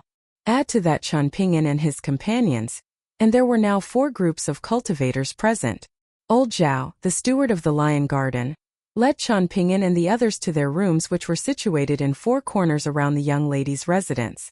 In reality, the fox demon was like an elusive shadow as he came and went, so this kind of crude setup was merely something to give them a sense of security. While walking to their rooms, they were able to soak in the beautiful and calming scenery of the lion garden. There were halls and pavilions, gazebos and corridors, walls and greenery, plaques and couplets. Everything appeared harmonious and refined. If one entered the private garden of a scholarly clan that was both wealthy and noble, one would feel relaxed and pleased as they strolled around even if they didn't interact with anyone else, and there were no signs of guqin, calligraphy, painting, wine drinking, or tea tasting. The private garden wasn't filled to the brim with gold and jade like many ordinary residents thought, nor were there gold tables or silver chairs lying around the buildings. Those who maintained a prime minister's house could be viewed as 7th-rank officials, and the residences of aristocrats wouldn't be disturbed by barking. Disregarding a clan's influence and power and simply focusing on their traditions and values, it was indeed the case that clans that had rapidly developed wealth overnight couldn't compare to clans that had enjoyed nobility for several generations. Qian Ping'an, Pei Qian, Zhu Lian, and Shi Rou were staying in a small and elegant standalone courtyard. This courtyard was situated beyond the actual garden, but it was only 100 or so paces away from the young lady's residence.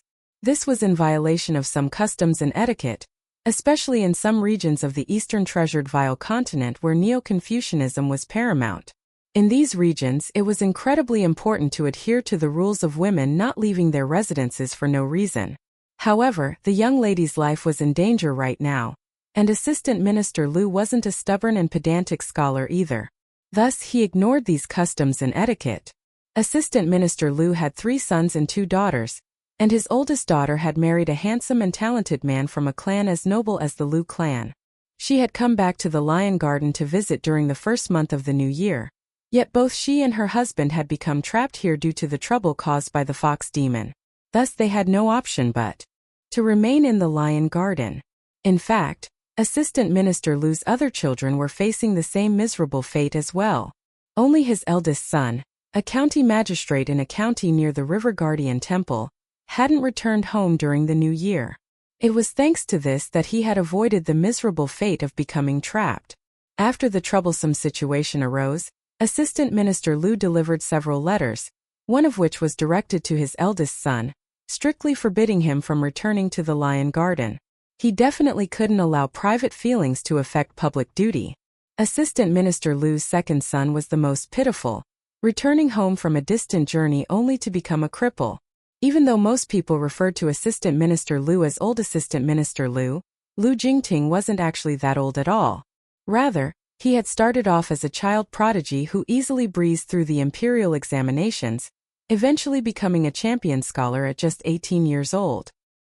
He then advanced through the official ranks without so much as a stumble, serving for 30 years, of which 20 years were as assistant minister. Afterward, he resigned and returned home before turning 50. Even so, everyone in the imperial court liked to respectfully refer to him as Old Assistant Minister Lu. Qian Ping'an had only just put his luggage down when the man personally came over to visit. He was a refined and elegant elder, and was brimming with a sense of scholarly talent. Even though his clan was facing a huge calamity right now, his expression was still calm and composed as he conversed with Qian Ping'an. The assistant minister wasn't forcing himself to smile and act amiable, although the hint of anxiety and exhaustion on his face couldn't be missed. This caused Qian Ping'an to develop a very good impression of him. He was calm and collected, as befitting the clan leader, yet he also had sincere and positive relationships with his children. After walking with Lu Jingting to the entrance of the small courtyard to see him off, the old assistant minister smiled and said that Qian Pingyan was free to roam around the lion garden as much as he wanted. After returning inside, Qian Pingyan saw Pei Qian transcribing texts in her room with the talisman still stuck to her forehead. It was clear that she wasn't going to remove this talisman even when she went to bed. Shi Rou felt slightly exasperated as the small courtyard only had 3 rooms with beds. As it turned out, the steward of the lion garden had thought that it wouldn't be disrespectful to their guests if the 2 elderly subordinates were made to stay in the same room. The steward was naturally oblivious to the fact that a beautiful skeletal ghost was living inside Du Mao's immortal body. But forcing Shi Rou to stay in the same room as old pervert Julien? No, she would rather go outside and stay in the courtyard at nighttime. She was a Yin entity in any case, so it wouldn't harm her soul or deplete her vitality regardless of whether she slept or not. However, Qian Pingyan suggested that she stay in the main room, while he and Julien would stay together in another room. Shi Rou hesitated for a moment before nodding in agreement and thanking Qian Pingyan. There was a look of disappointment on Julien's face, and the sight of this caused tumultuous waves to surge through Shi Rou's mind. Julien turned around and looked outside the courtyard, and Qian Pingyan silently nodded at the old man.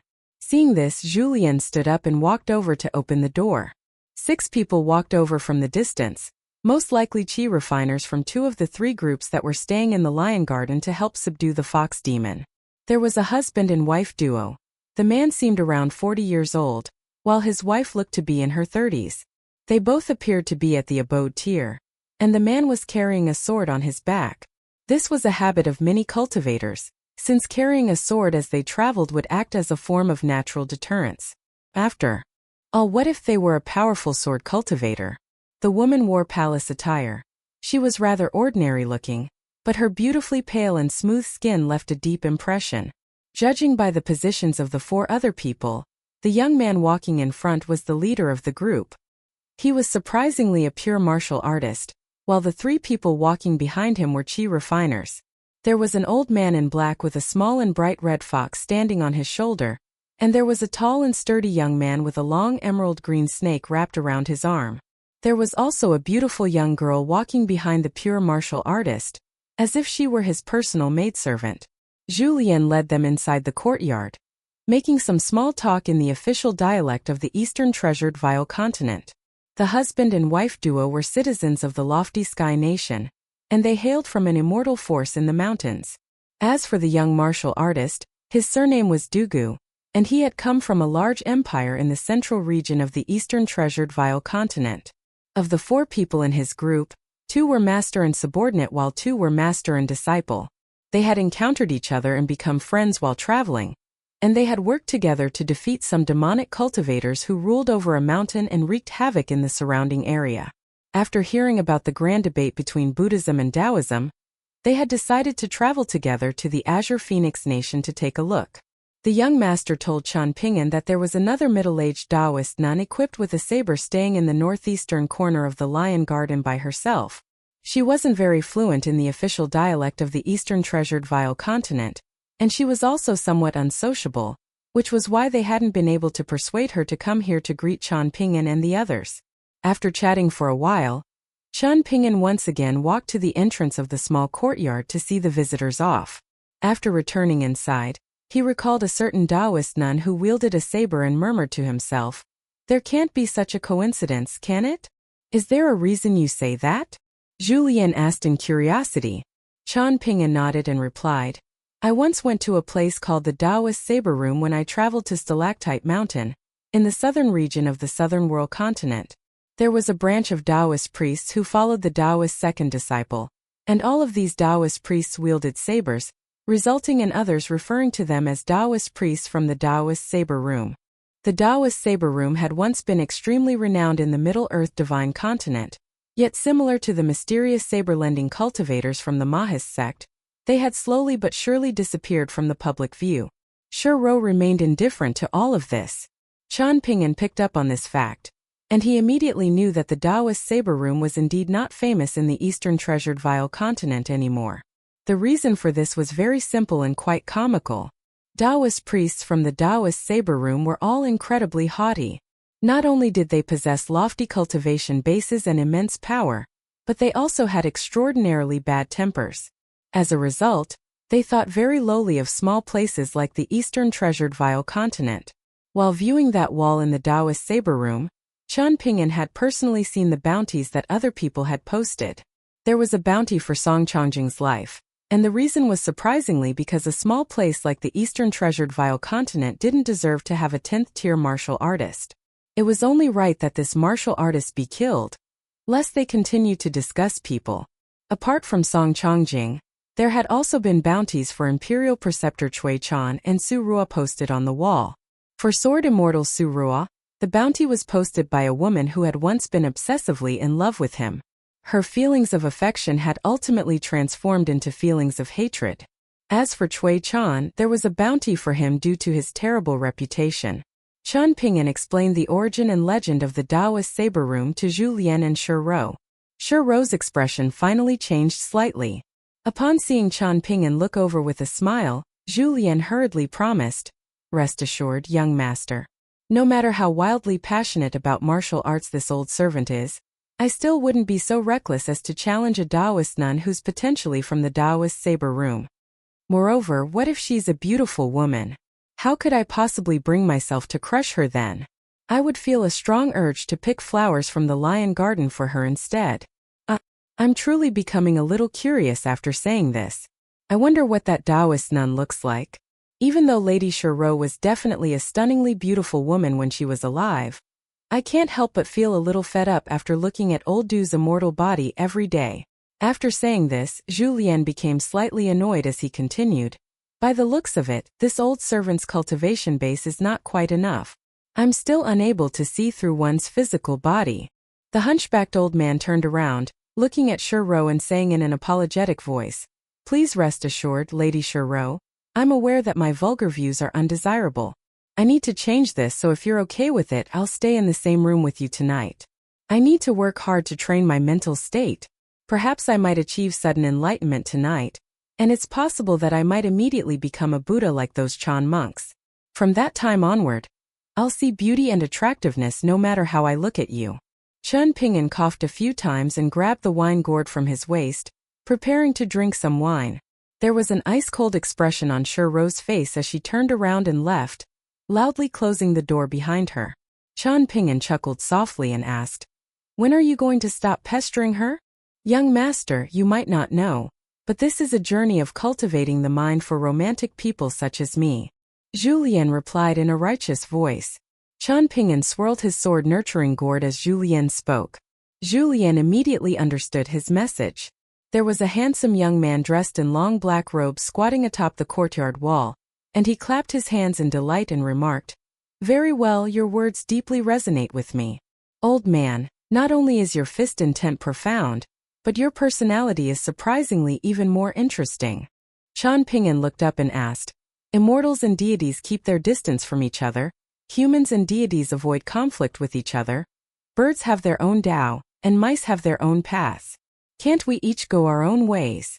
The handsome young man sat down on the wall, with his legs hanging over the side and his heels lightly resting against the snow-white surface. He smiled and replied, "To stay in one's lane and to mind one's own business, allowing everyone to coexist peacefully with no conflict. This is indeed the ideal situation. But what if I insist on wandering outside my lane and minding someone else's business? What can you do about that?" At this moment, a flash of snow-white radiance suddenly swept across the young man's neck, vanishing as rapidly as it had appeared. His head fell from the wall. However, there wasn't a single drop of blood.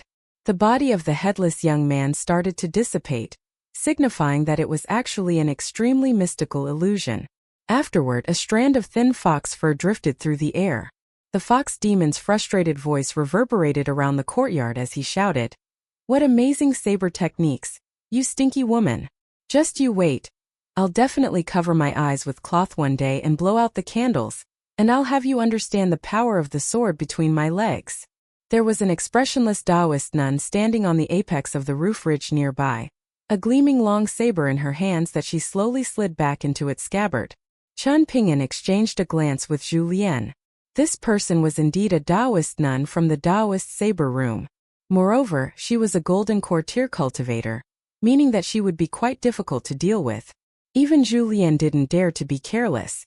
As a far-roaming tier martial artist, Zhu Lian would have an overwhelming advantage over most ordinary golden core tier earth immortals in the eastern treasured Vile continent. Even though the hunchbacked old man had stated that his foundation at the Vajrabadi tier wasn't solid enough, this was simply because he had been comparing it to his previous 6 tiers as well as Zhang Dafeng's achievements. However, Zhu Lian felt like he wouldn't necessarily enjoy an advantage against a Taoist nun from the Taoist saber room, especially since this organization had made a huge name for itself in the Middle Earth Divine Continent. The face of the middle-aged Taoist nun was skinny and wizened, and after sheathing her saber, she slowly stated in the broken official dialect of the Eastern Treasured Vile Continent, "This fox demon is my prey. If you dare to snatch this prey from me, then don't blame my saber for being merciless." Zhu Lian smiled in response. He liked her attitude. The hunchbacked old man was just about to stand up. Since he liked her attitude, he naturally couldn't hold himself back any longer. Chen Ping'an reached over and stopped Zhu Lian, after which he made a pushing gesture toward the wall, signaling that the Taoist nun could leave now. The saber-wielding Taoist nun disappeared in a flash. Zhu Lian smiled and asked, "Can you explain the reason?" Chen Ping'an thought for a moment and replied, "Just wait and you'll find out."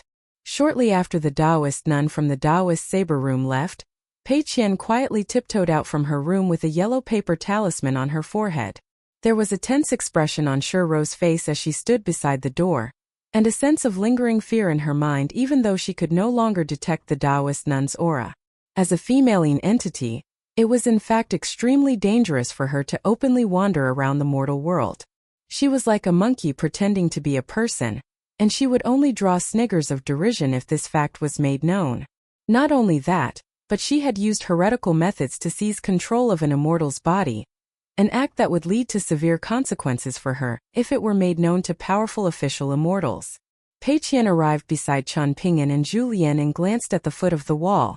Zhu Lian smiled and asked, "It's nothing more than a strand of fox fur that's exhausted its spiritual energy, yet you still want to pick it up and treat it as a treasure?"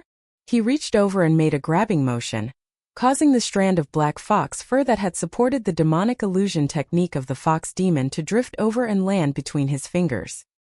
He handed it to Pei Qian and said, "Here, take it if you want it." Pei Qian hid behind Chen Ping'an and asked carefully, "Can I sell it for some money?" Zhu Lian rubbed the extremely tough fox fur between his fingers, and he was surprisingly unable to turn it into ashes. He was slightly astonished and he carefully examined the fox fur before replying, "This is indeed an impressive item, but it's very difficult to find a proper use for it. If we can obtain the full suit of the fox demon's skin, then it can perhaps be transformed into a natural Dao robe." "It's best to avoid saying things," Chen Ping'an warned. It was clear that the commotion in the small courtyard had already caught the attention of the 2 other groups of cultivators, with the group led by young Master Dugu and the Dao partners both rushing over to check on the situation. They all had different expressions when they entered the small courtyard, and there was a slightly complicated look in their eyes when they gazed at Chen Ping'an. The fox demon should have come here in 5 days, so why had it suddenly shown itself earlier? Moreover, that flash of incisive saber light had carried immense power and astonished them to the core. They were astounded by the lofty cultivation base of the saber-wielding Taoist nun, and they were equally stunned by her ability to shatter the illusion of the fox demon with a single strike. According to the information that the Lion Garden had given them before, the fox demon was an extremely elusive entity that not a single immortal formation or immortal treasure had managed to harm before. Indeed, not a single immortal had managed to so much as catch a piece of the fox demon's robe. Chen Ping'an was relatively conservative when he told the 2 groups of cultivators about the conflict between the fox demon and the Taoist nun, and he also made sure not to reveal the true identity of the Taoist nun regarding her background with the Taoist saber room. The old man with a small and fiery red fox squatting on his shoulder suddenly asked, "Young Master Chen, can you sell this strand of fox fur to me? Perhaps I can borrow this opportunity to discover some clues. In fact, I might even be able to locate the hiding spot of the fox demon." "How much will you offer?" Chen Ping'an asked with a smile. The old man weighed things up in his mind before replying. This strand of fox fur has already lost its spiritual energy, so truth be told, it's not even worth a single snowflake coin in its current state. Chun Ping'an didn't respond straight away. A subtle look of scorn appeared in the attractive eyes of the beautiful maidservant standing behind young Master Dugu. By the looks of it, even though the young immortal in white with a long sword and a white scabbard on his back looked much like someone from the mountains, he was actually as Philistine as could be. Was he going to give them a long spiel for the sake of a strand of fox fur that was only worth one snowflake coin? However, she quickly accepted this fact and didn't feel surprised any longer. Were the so-called official immortals not sanctimonious individuals just? She was traveling around the mountains and rivers with her young master, and they had come across many people and matters in the cultivation world, in the mountains and on the waters. Yet how many people had managed to impress her young master? It was no wonder that her master would always start with great enthusiasm, yet end up completely disappointed and disillusioned.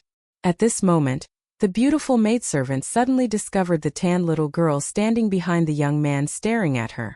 The maidservant smiled at Pei Qian, and Pei Qian cracked a grin in reply. I suddenly remembered that I've also mastered some lowly mystical abilities that can be used to search for the fox demon.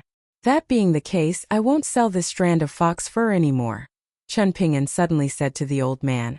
The old man smiled in a carefree manner and replied, Everyone has come here for the united purpose of subduing the fox demon.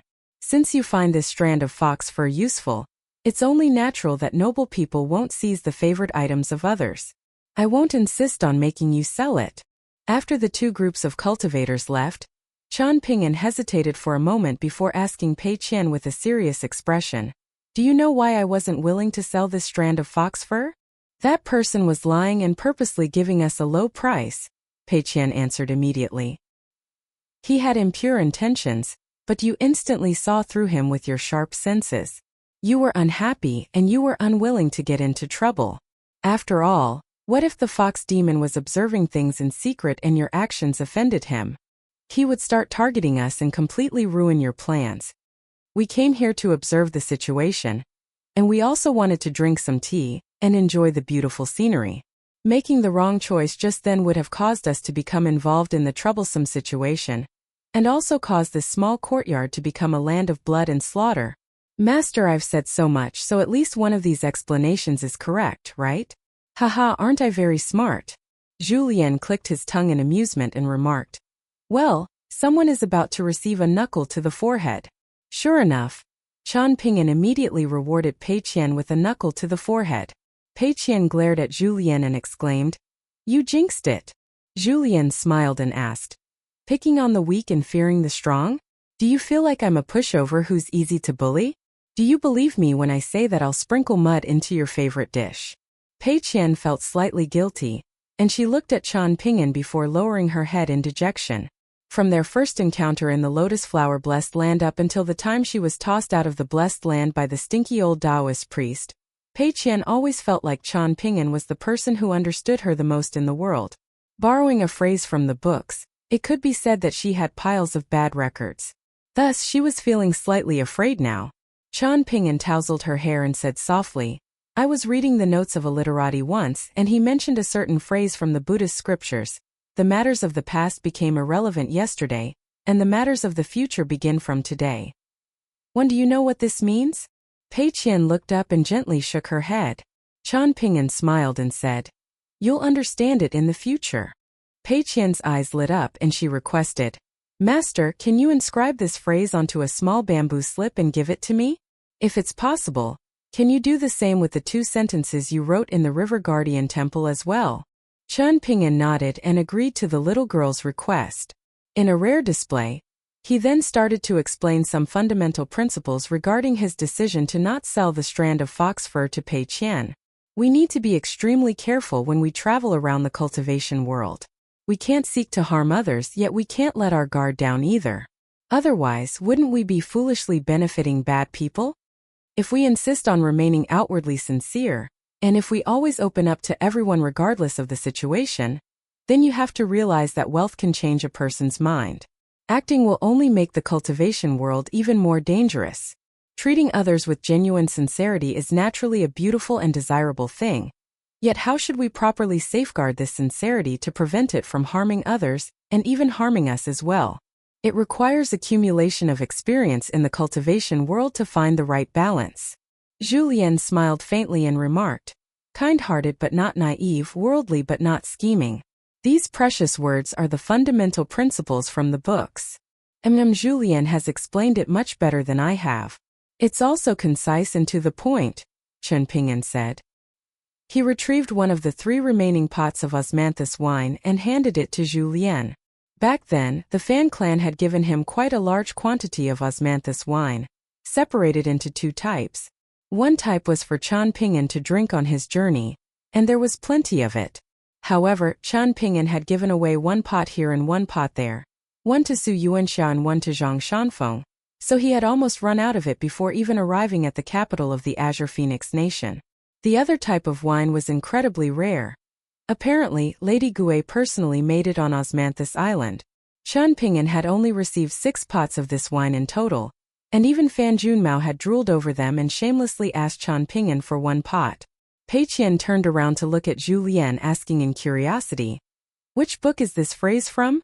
Julien laughed heartily and replied, "The Book of Bitter Life Lessons, the best book to educate a person." One of the things that Pei Qian hated the most was her master being beaten by someone else. Thus, she sneered at Julien and scoffed, "Heh! Then I'm filled with boundless knowledge and have a bottomless collection of books. Anyone can make things up on the spot. My master's explanation was much better. Much better." Julien bobbled his head around as he drank. There was delicious wine to drink, so he was no longer interested in arguing with the tan little girl. You shouldn't disregard the principles expounded by Julien simply because you don't like him, Chen Ping'an said to Pei Qian. Forget about it, we can talk about these things in the future. In the end, Chen Ping'an felt like teaching his disciple wasn't something that could be done too hastily. He couldn't push all of his beliefs, even if he personally viewed them as correct principles, onto Pei Qian without regard for anything else. Pei Qian had a brilliant memory, and it was no big challenge for her to memorize tens of thousands or even hundreds of thousands of characters from the sagely classics. However, memorizing all of this wasn't as useful as having her genuinely understand 1 or 2 of the phrases. Julien had made a casual remark in the River Guardian Temple, yet Chen Ping'an had thought very deeply about this remark, returning the sagely classics to the sages. Chen Ping'an started to self-reflect. He hadn't read many books compared to genuine scholars, yet he was incredibly well-read compared to ordinary commoners. Thinking carefully, however, just how many sagely books had he kept, and how many had he returned to the sages? Chen Ping'an sighed and said that he was going to head inside to practice his fist stances. It would be far too eye-catching if he were to practice in the courtyard. Sitting inside her room, Ro became lost in thought when she heard Chen Ping'an mention that phrase from the Buddhist scriptures. In the end, she sighed softly and pushed these thoughts out of her mind, calming her breathing and gathering her concentration, as she started to channel a mantra that Cui Dongshan had taught her. Using this breathing technique, she started to slowly but surely refine the immortal body that she was living in. After Chen Ping'an closed the door, Pei Qian asked in a quiet voice, "Old cook, why does master look a little unhappy? Is he annoyed about me being dumb?" Julien smiled widely and asked, "Do you want to drink some wine? We can drink this delicious wine together to wash away our age-long sorrows." Pei Qian crossed her arms and huffed in anger. "I've already been screwed over by Cui Dongshan once, so don't you try to ruin my Dao heart as well." Julien almost spat out his mouthful of wine. "Just what kind of nonsense Dao heart does a little kid like you have?" he asked in incredulity. Pei Qian stood up and clasped her hands behind her back, shaking her head and sighing and not forgetting to glance at Julien in pity at the same time. It was as if she were saying that she didn't want to waste her breath and explain things to a brick wall. After Pei Qian turned around, Julien seized the opportunity to kick the little girl in the backside, causing her to almost fall down and smack face first into the ground. However, Pei Qian had traversed over many mountains and rivers and also practiced walking meditation for a long time, so she deftly placed 2 hands on the ground and performed a flip, preventing herself from falling over. After standing still, her embarrassment turned into anger and she fumed, "Julien, why are you launching a sneak attack on me? Do you still care about the honor of the cultivation world or not?" Can't you see that I'm wearing new clothes right now? Do you want to learn awakening insects, a martial arts technique that I created by myself? Julien asked. Upon reaching initial mastery, one's punches will be like booming spring thunder. To say nothing of smashing cultivators from the cultivation world until their bones become loose and rattled. This martial arts technique is also extremely effective against all kinds of ghosts and spirits. And who are you again? Pei Qian retorted. Julien didn't care about his kind-hearted offer being rudely turned down, but he genuinely didn't want to listen to Pei Qian's nonsensical reasoning that was surely going to follow. Thus he waved his hand and said, "All right, run along now, go and practice your deranged demon sword technique." Pei Qian felt slightly stifled after she was unable to spit out the words in her stomach. Just like Julien suggested, she returned to her room to grab her hiking pole, after which she started to practice the martial arts technique that she had also created by herself. Her confidence had skyrocketed after defeating the dog in the mountains that time, so apart from obediently practicing the 6-step walking meditation with Chan Ping'an every day, she had temporarily paused her practice of the white ape sword-carrying technique and the white ape saber-wielding technique. She would only practice these techniques in a perfunctory manner from time to time. Right now she was focusing more of her effort on the deranged demon sword technique, an immensely powerful and peerless sword technique that led to immediate results. Pei Qian was having a lot of fun practicing this original martial arts technique. Meanwhile, as he stood there watching her, the far-roaming tier martial artist that was Julien felt like his eyes were burning in pain. He looked around instead. There was nothing out of the ordinary. By the looks of it, the fox demon had learned its lesson after facing the Taoist nun's powerful saber strike. Inside one room of the small courtyard, Shiro was practicing a high-grade secret technique that Cui Dongshan had taught her. Inside another room, Chan Ping'an was practicing the heaven and earth stance and walking around on his hands. In fact, he was supporting his entire body with only 2 fingers. At the same time, his mind was immersed in the so-called water palace where he had refined the water seal. According to Cui Dongshan's explanation, the jade slip from green roving residents that had given rise to a peculiar phenomenon while Chan Ping'an had refined it in the sea of clouds above Old Dragon City was most likely a precious relic from an ancient dragon palace of a large river. It was extremely likely that the jade slip was an embodiment of the water fortune formed by the condensation of the water essence. Cui Dongshan smiled and joked that the river goddess of the burial river was quite similar to Chan Ping'an in that she was also generously parting with precious treasures. As for the characters inscribed on the jade slip, Chan Ping'an had eventually managed to comprehend them after refining the jade slip. He had activated these characters with a single thought, causing them to transform into an army of miniature people dressed in dark green garb. They carried the jade slip on their shoulders and brought it into Chan Ping'an's water palace acupoint, also helping him paint door gods at the so-called entrance of the acupoint. At the same time, they also illustrated a large river on the walls of his acupoint, providing him with a 1 in 1,000-year fated opportunity of the great Tao. Upon seeing this, even the proud and haughty Cui Dongshan had to admit that it was incredibly difficult for Chan Ping'an to refine the golden scholarly core, his future second bonded item, in the Great Sui nation and have it become as impressive as his first bonded item. This was unless both master and disciple were able to move the heavens with their sincerity. Otherwise, Cui Dongshan couldn't help his master even if he racked his brains and came up with the best plans possible. Chan Ping'an was naturally very open-minded about these things. It would be his fortune if he succeeded, and it would be his fate if he failed. However, when considering these intangible gains and losses, Chan Ping'an enjoyed the 4 words written on one of the 4 plaques decorating Crab Archway the most: refrain from looking outward.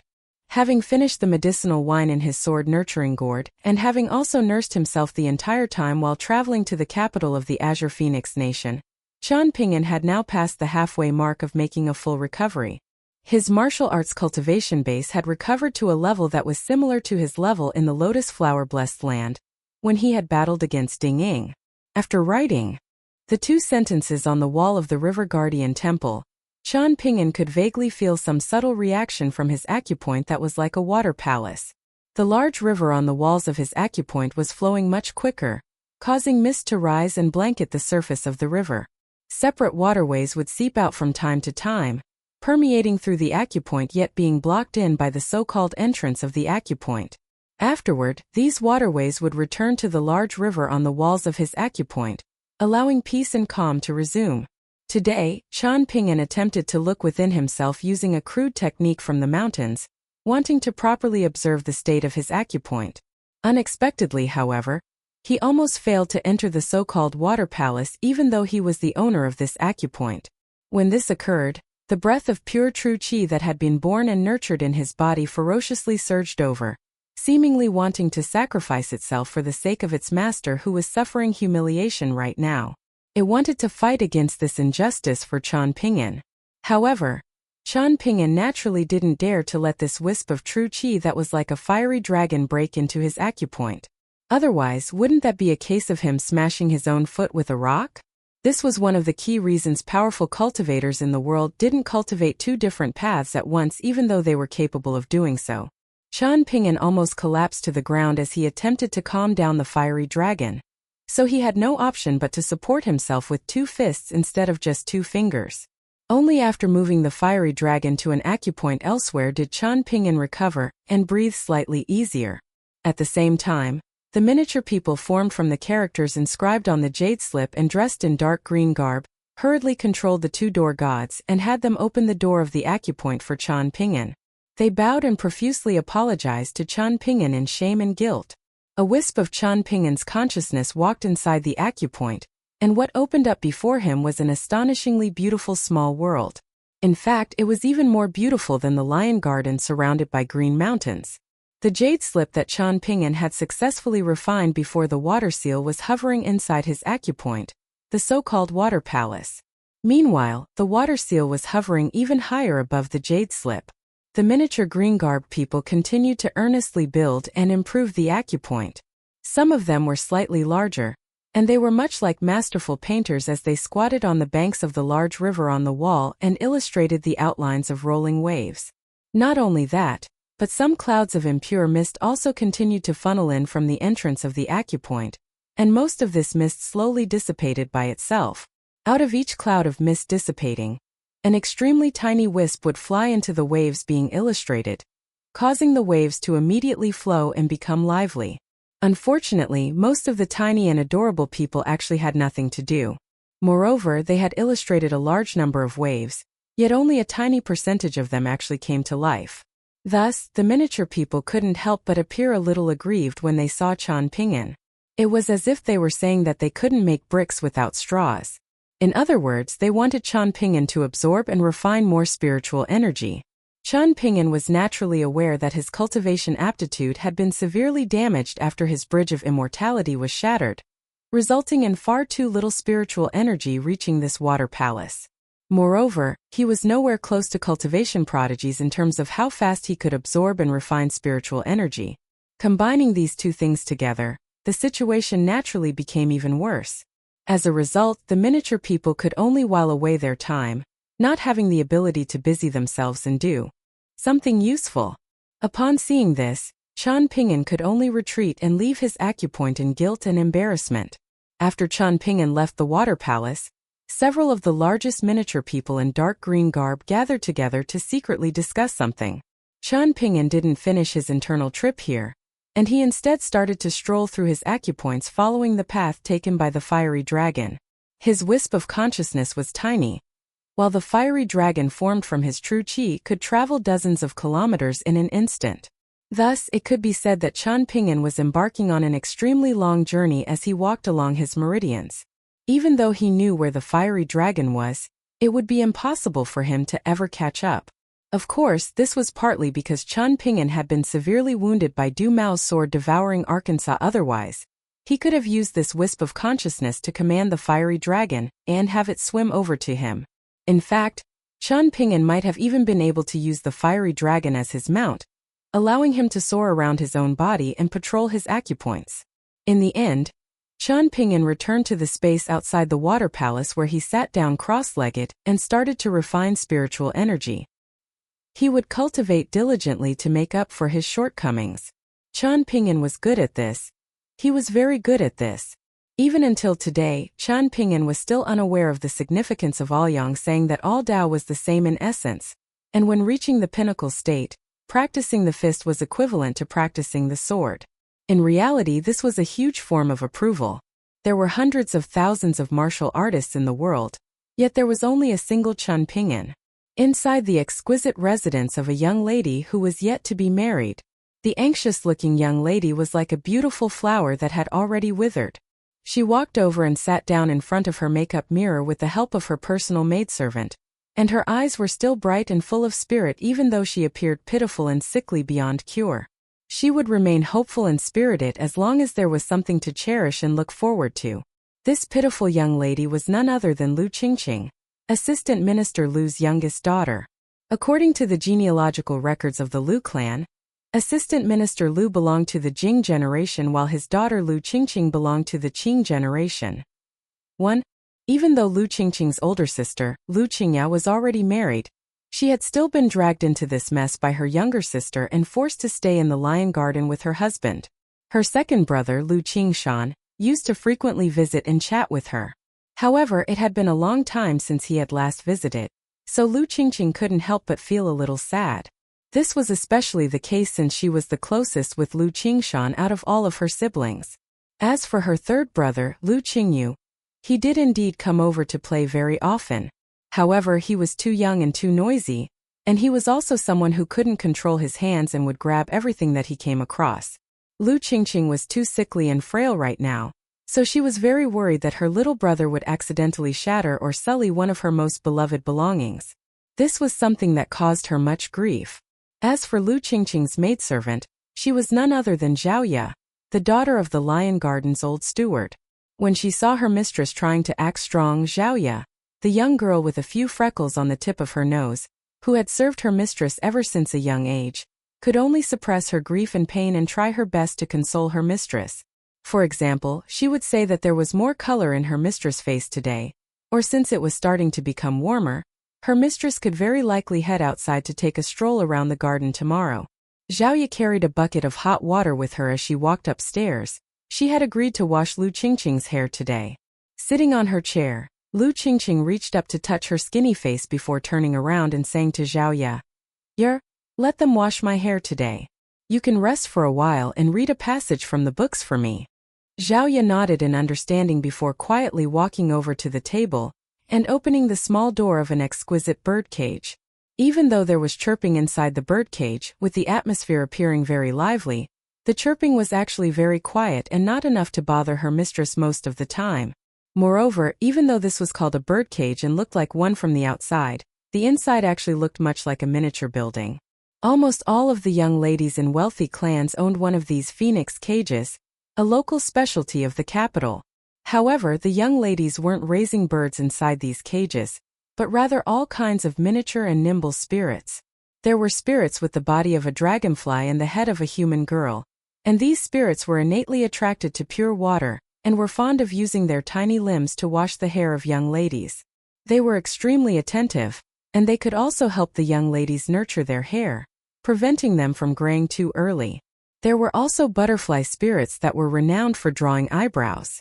As long as they were given a set of miniature makeup brushes and a collection of eyebrow styles to look at, they could skillfully paint the most attractive eyebrows for their owners. In addition to this, there were also spirits that liked to eat rouge.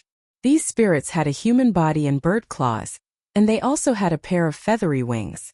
They could carefully apply rouge for their young mistresses, and the young ladies would end up looking more beautiful than if they had applied the rouge by themselves. After Zhaoya opened the door of the birdcage, dozens of spirits living inside the miniature buildings flew out in an orderly fashion and started to attend to their owner, Lu Qingqing, washing her hair and applying makeup for her. They appeared extremely skillful and experienced. Zhaoya sat nearby and flicked through a book, using her mellow voice to narrate a collection of poems that had become very popular in the imperial court of the Azure Phoenix Nation recently. There was a creak as the door opened, yet there was no sign of anyone walking inside. Zhaoya sighed in her mind, pretending that she hadn't noticed anything at all. She continued to narrate a poem about mountains and rivers. A gentle breeze brushed across the book, and it wasn't long before a handsome young man dressed in black robes appeared behind Lu Qingqing. He gently flicked away the miniature spirit that was attending to the young lady's hair, and he personally started to wash Lu Qingqing's hair instead. The young woman didn't turn around or look up, and she instead smiled faintly and said, "Oh, you're here." There was a mesmerizing smile on the face of the fox demon that was wreaking havoc in the lion garden, and he remarked, "The rules of the mortal world are harming our relationship and keeping us apart. However, this is doing nothing but bringing pain to my lady." Lu Qingqing gently shook her head. "Don't move, be careful of getting yourself wet," the fox demon said in a soft voice. Lu Qingqing heeded his instruction and remained still, with her head resting on its side as she allowed the handsome young man to clean and comb her hair in a gentle and loving manner. She felt extremely calm and relaxed at this moment. The fox demon didn't stop at washing Lu Qingqing's hair, and he also applied rouge and painted eyebrows for the young woman. In the end, they sat side by side and leaned against each other's shoulders. "I heard Yor say that another group of people has arrived in the lion garden," Lu Qingqing said softly. The fox demon, who referred to himself as Master Qing outside, smiled and replied, "I wasn't able to determine their strength, but it's possible that they're even more troublesome than that Taoist nun who wields a Tao saber. It doesn't matter though. I'll still be able to come and go as I please even if a nascent tier immortal arrives. They can't stop me from visiting you, not even once." Lu Qingqing flushed slightly red, and she turned to Zhao Ye and instructed, "Head downstairs and help me stand guard. Don't let anyone enter and come upstairs." Zhao Ye nodded and closed the book, putting it away and also closing the door of the phoenix cage. She then walked outside and went downstairs. Lu Qingqing pricked her ears up, and only after confirming that Zhao Ye had left did she ask in a soft voice, "Darling, can we truly stay together forever?" The fox demon extended a finger and lovingly caressed the young woman's forehead, replying with a smile, "Naturally.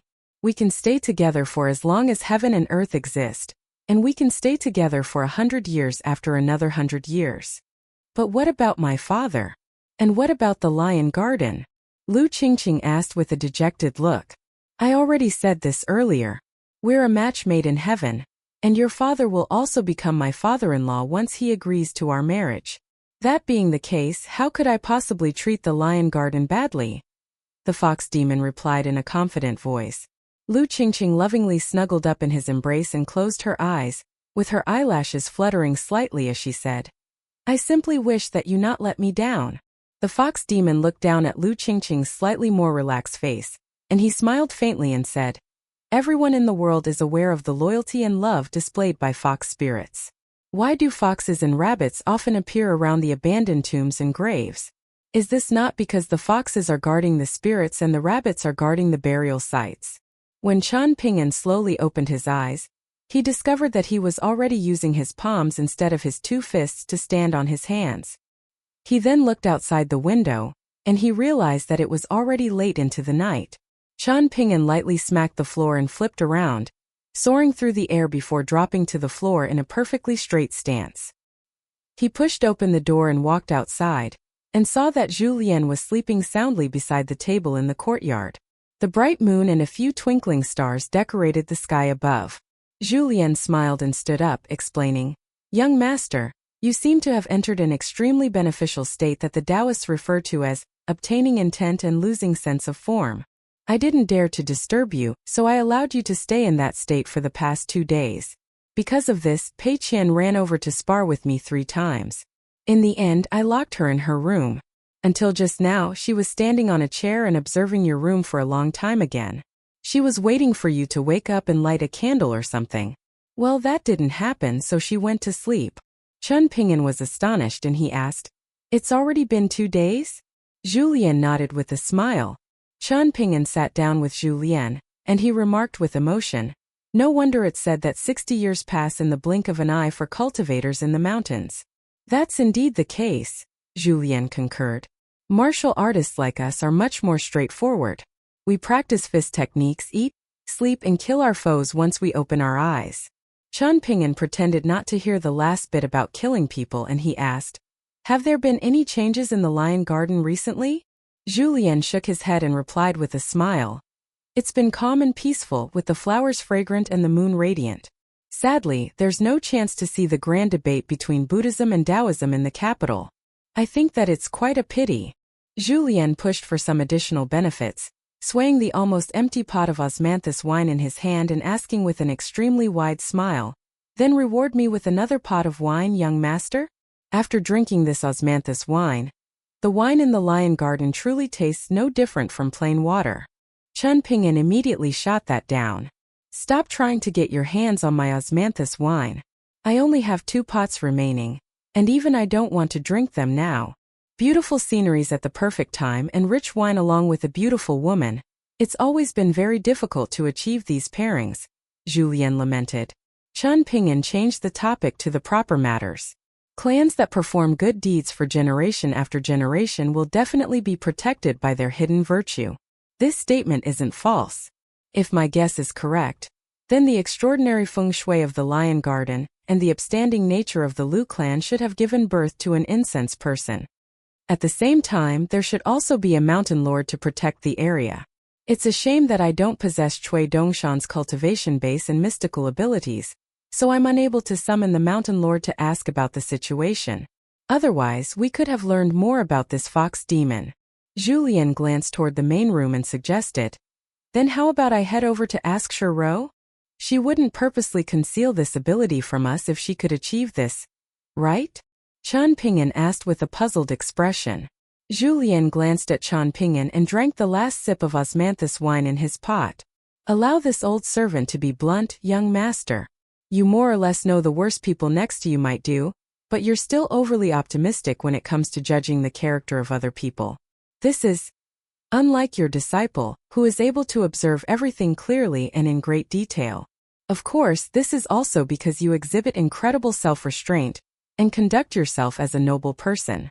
Chun Ping'an pondered for a moment before nodding and replying, then I'll ask Shiro tomorrow. At the very least, I'm more or less able to tell whether someone is telling the truth. Julien shook his head and said with a smile, why wait until tomorrow? Why not today?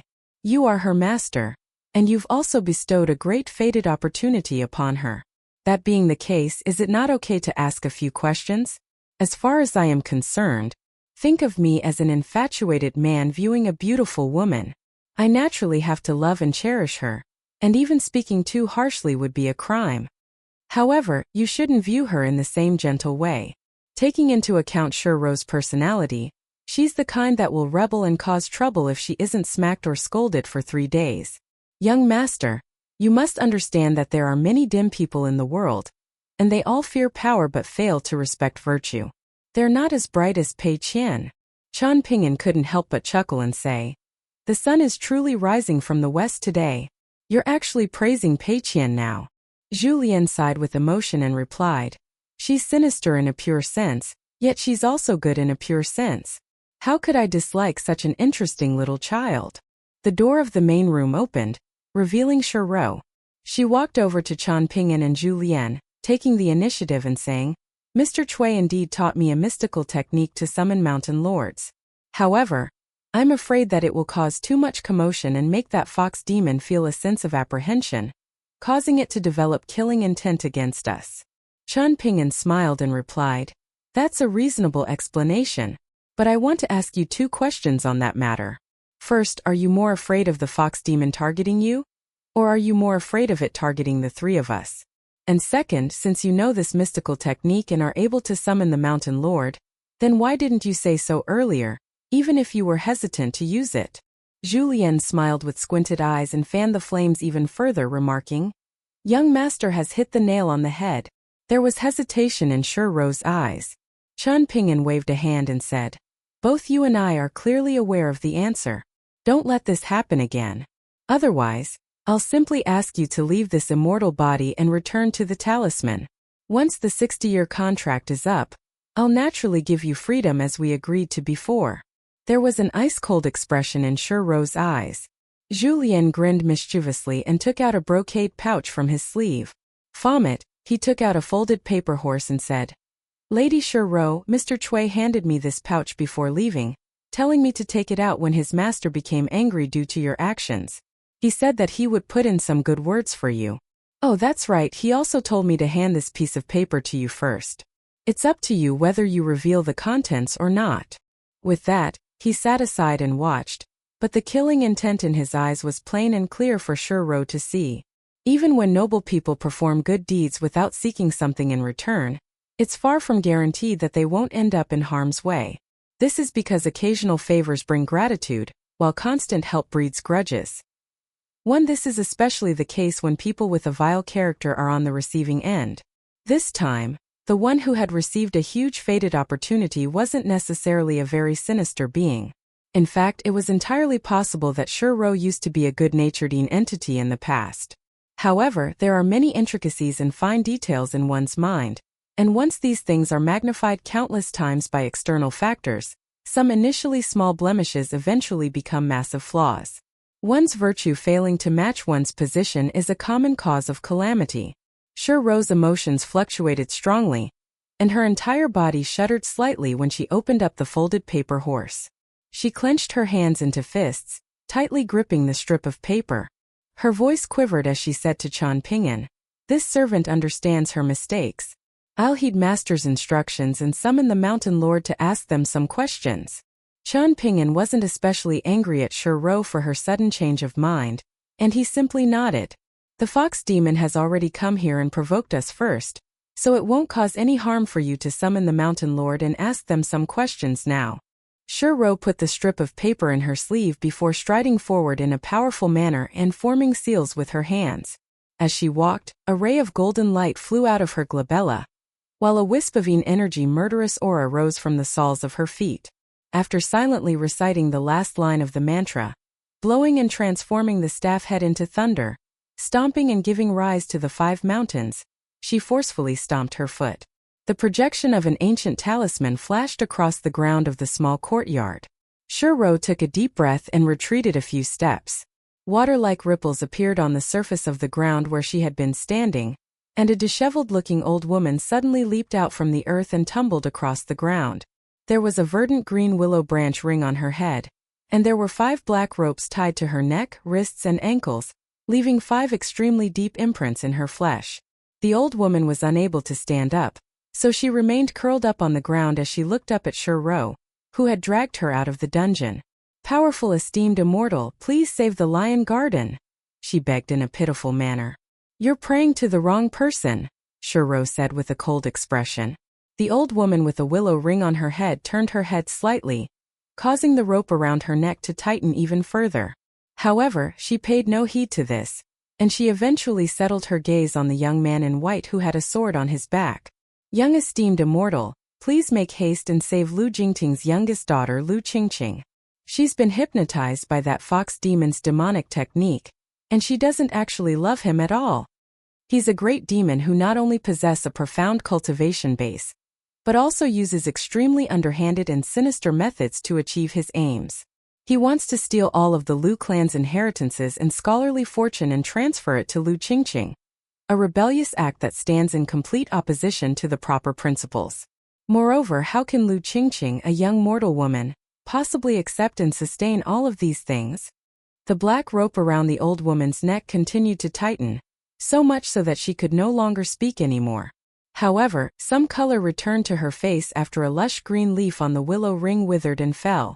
Even after hearing this, Qian Ping'an was still in no hurry to sever the 5 loops that looked like demon-binding chains. He said, "But I'm aware that fox demons view romantic relationships with paramount respect and reverence. Since that fox demon is an earth immortal, it doesn't make any sense for him to be acting in such a perverse manner. How do you explain this?" The old woman, the mountain lord of this area, shook her head and replied, "I don't dare to speak falsehoods in front of you, esteemed immortal. I don't know why this is either. I can't think of a logical explanation no matter how I rack my brains. However, the changing feng shui in the lion garden can't be faked. The second son of Lu Jingting initially had the best chance of bringing glory and honor to the Lu clan. Yet his hope of entering the officialdom has been comprehensively crushed.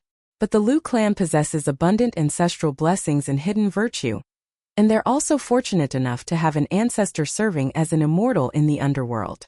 Taking all of this into account, Lu Qingshan shouldn't have suffered such a great calamity." The old woman was once again stopped from speaking due to the tightening black rope around her neck. Another willow leaf withered and transformed into ashes.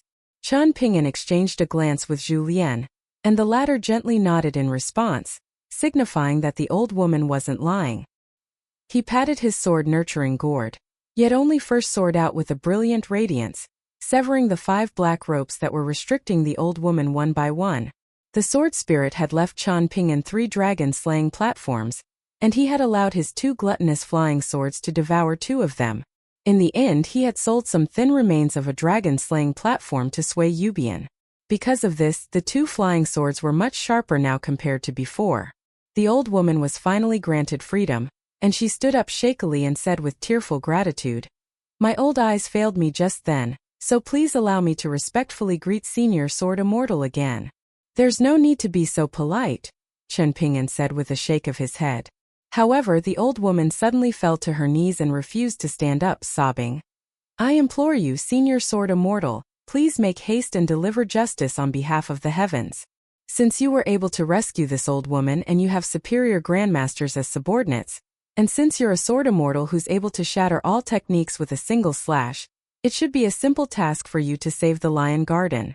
Qian Ping'an was just about to say something. However, the old woman looked up and stared intently at him with an aggrieved expression, continuing, "The Liu clan has produced loyal officials for 7 generations, so can you truly bear to see this scholarly clan be destroyed overnight? Can you bear to see that great demon act with wanton impunity?" Julien furrowed his brows. The old woman was making the same request as the incense provider, yet the way they went about things couldn't be more different. Shiro also felt displeased. For once, the hunchbacked old man and the beautiful skeletal ghost were of the same opinion. The old woman loudly kowtowed a dozen or so times before looking up and staring intently at Qian Ping'an again, pleading, "I implore you, Senior Sword Immortal, please unleash your strength and slay that great demon. The descendants of the Liu clan will definitely remember your great deed, and offer incense to you for generation after generation." Julien's expression became dark, and he was just about to say something. However, Qian Ping'an waved his hand at the hunchbacked old man, signaling that he would deal with the situation. Qian Ping'an reached over to help the old woman up, saying, "You should stand up to speak." However, the old woman pushed his hand aside and continued to kowtow.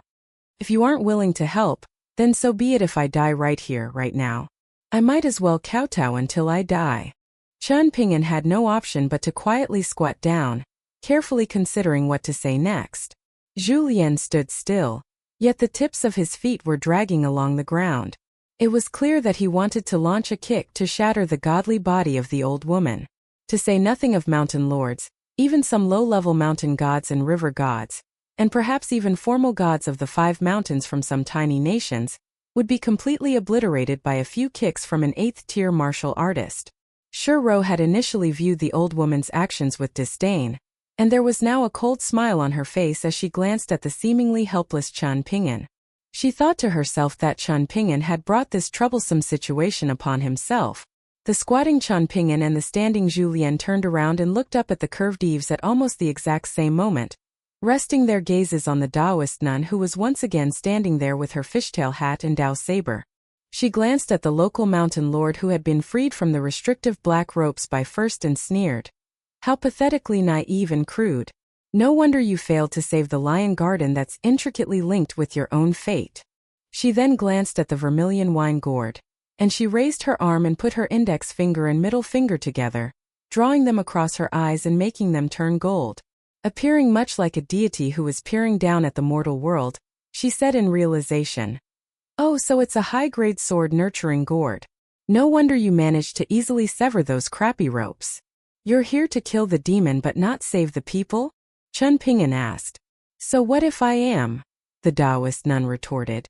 Qian Ping'an smiled and replied, "Then you focus on killing the demon, and I'll take responsibility for saving the people."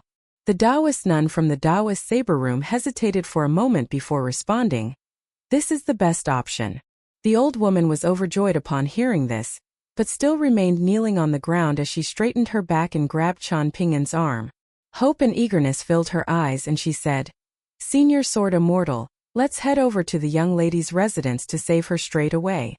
This old woman will lead the way." There was no need for Qian Ping'an to help her up this time, and it was instead the old woman who stood up by herself and tried to drag him along with her as she walked toward the entrance of the courtyard.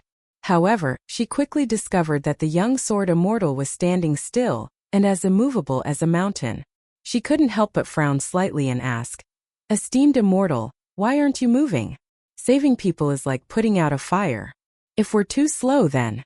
Qian Pingyan was unfazed as he explained in a gentle voice, "I still need to wake my disciple up and have her stay together with me.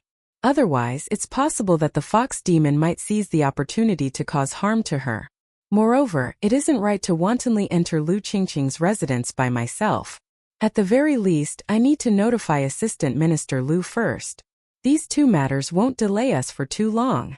Before Qian Pingyan could even finish speaking, however, the old woman had already started to grumble in dissatisfaction, complaining, "Senior Sword Immortal, you're a cultivator from the mountains, so is there any need to pedantically follow these overly complicated rules and customs?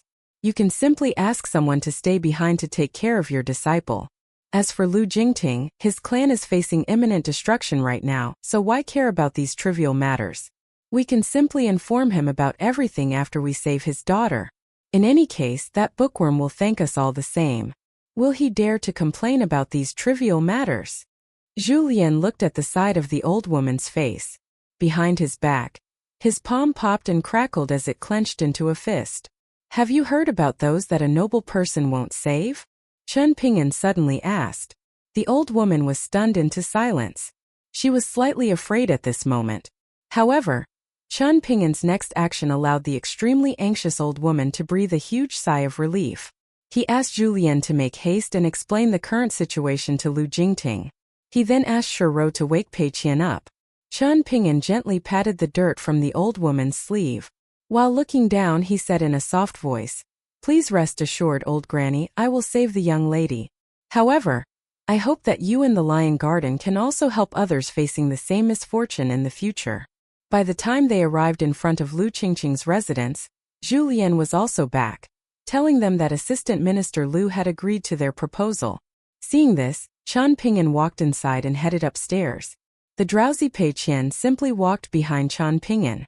She still had a yellow paper talisman on her forehead, but she wouldn't feel especially afraid as long as she was with her master. Shiro followed closely behind them.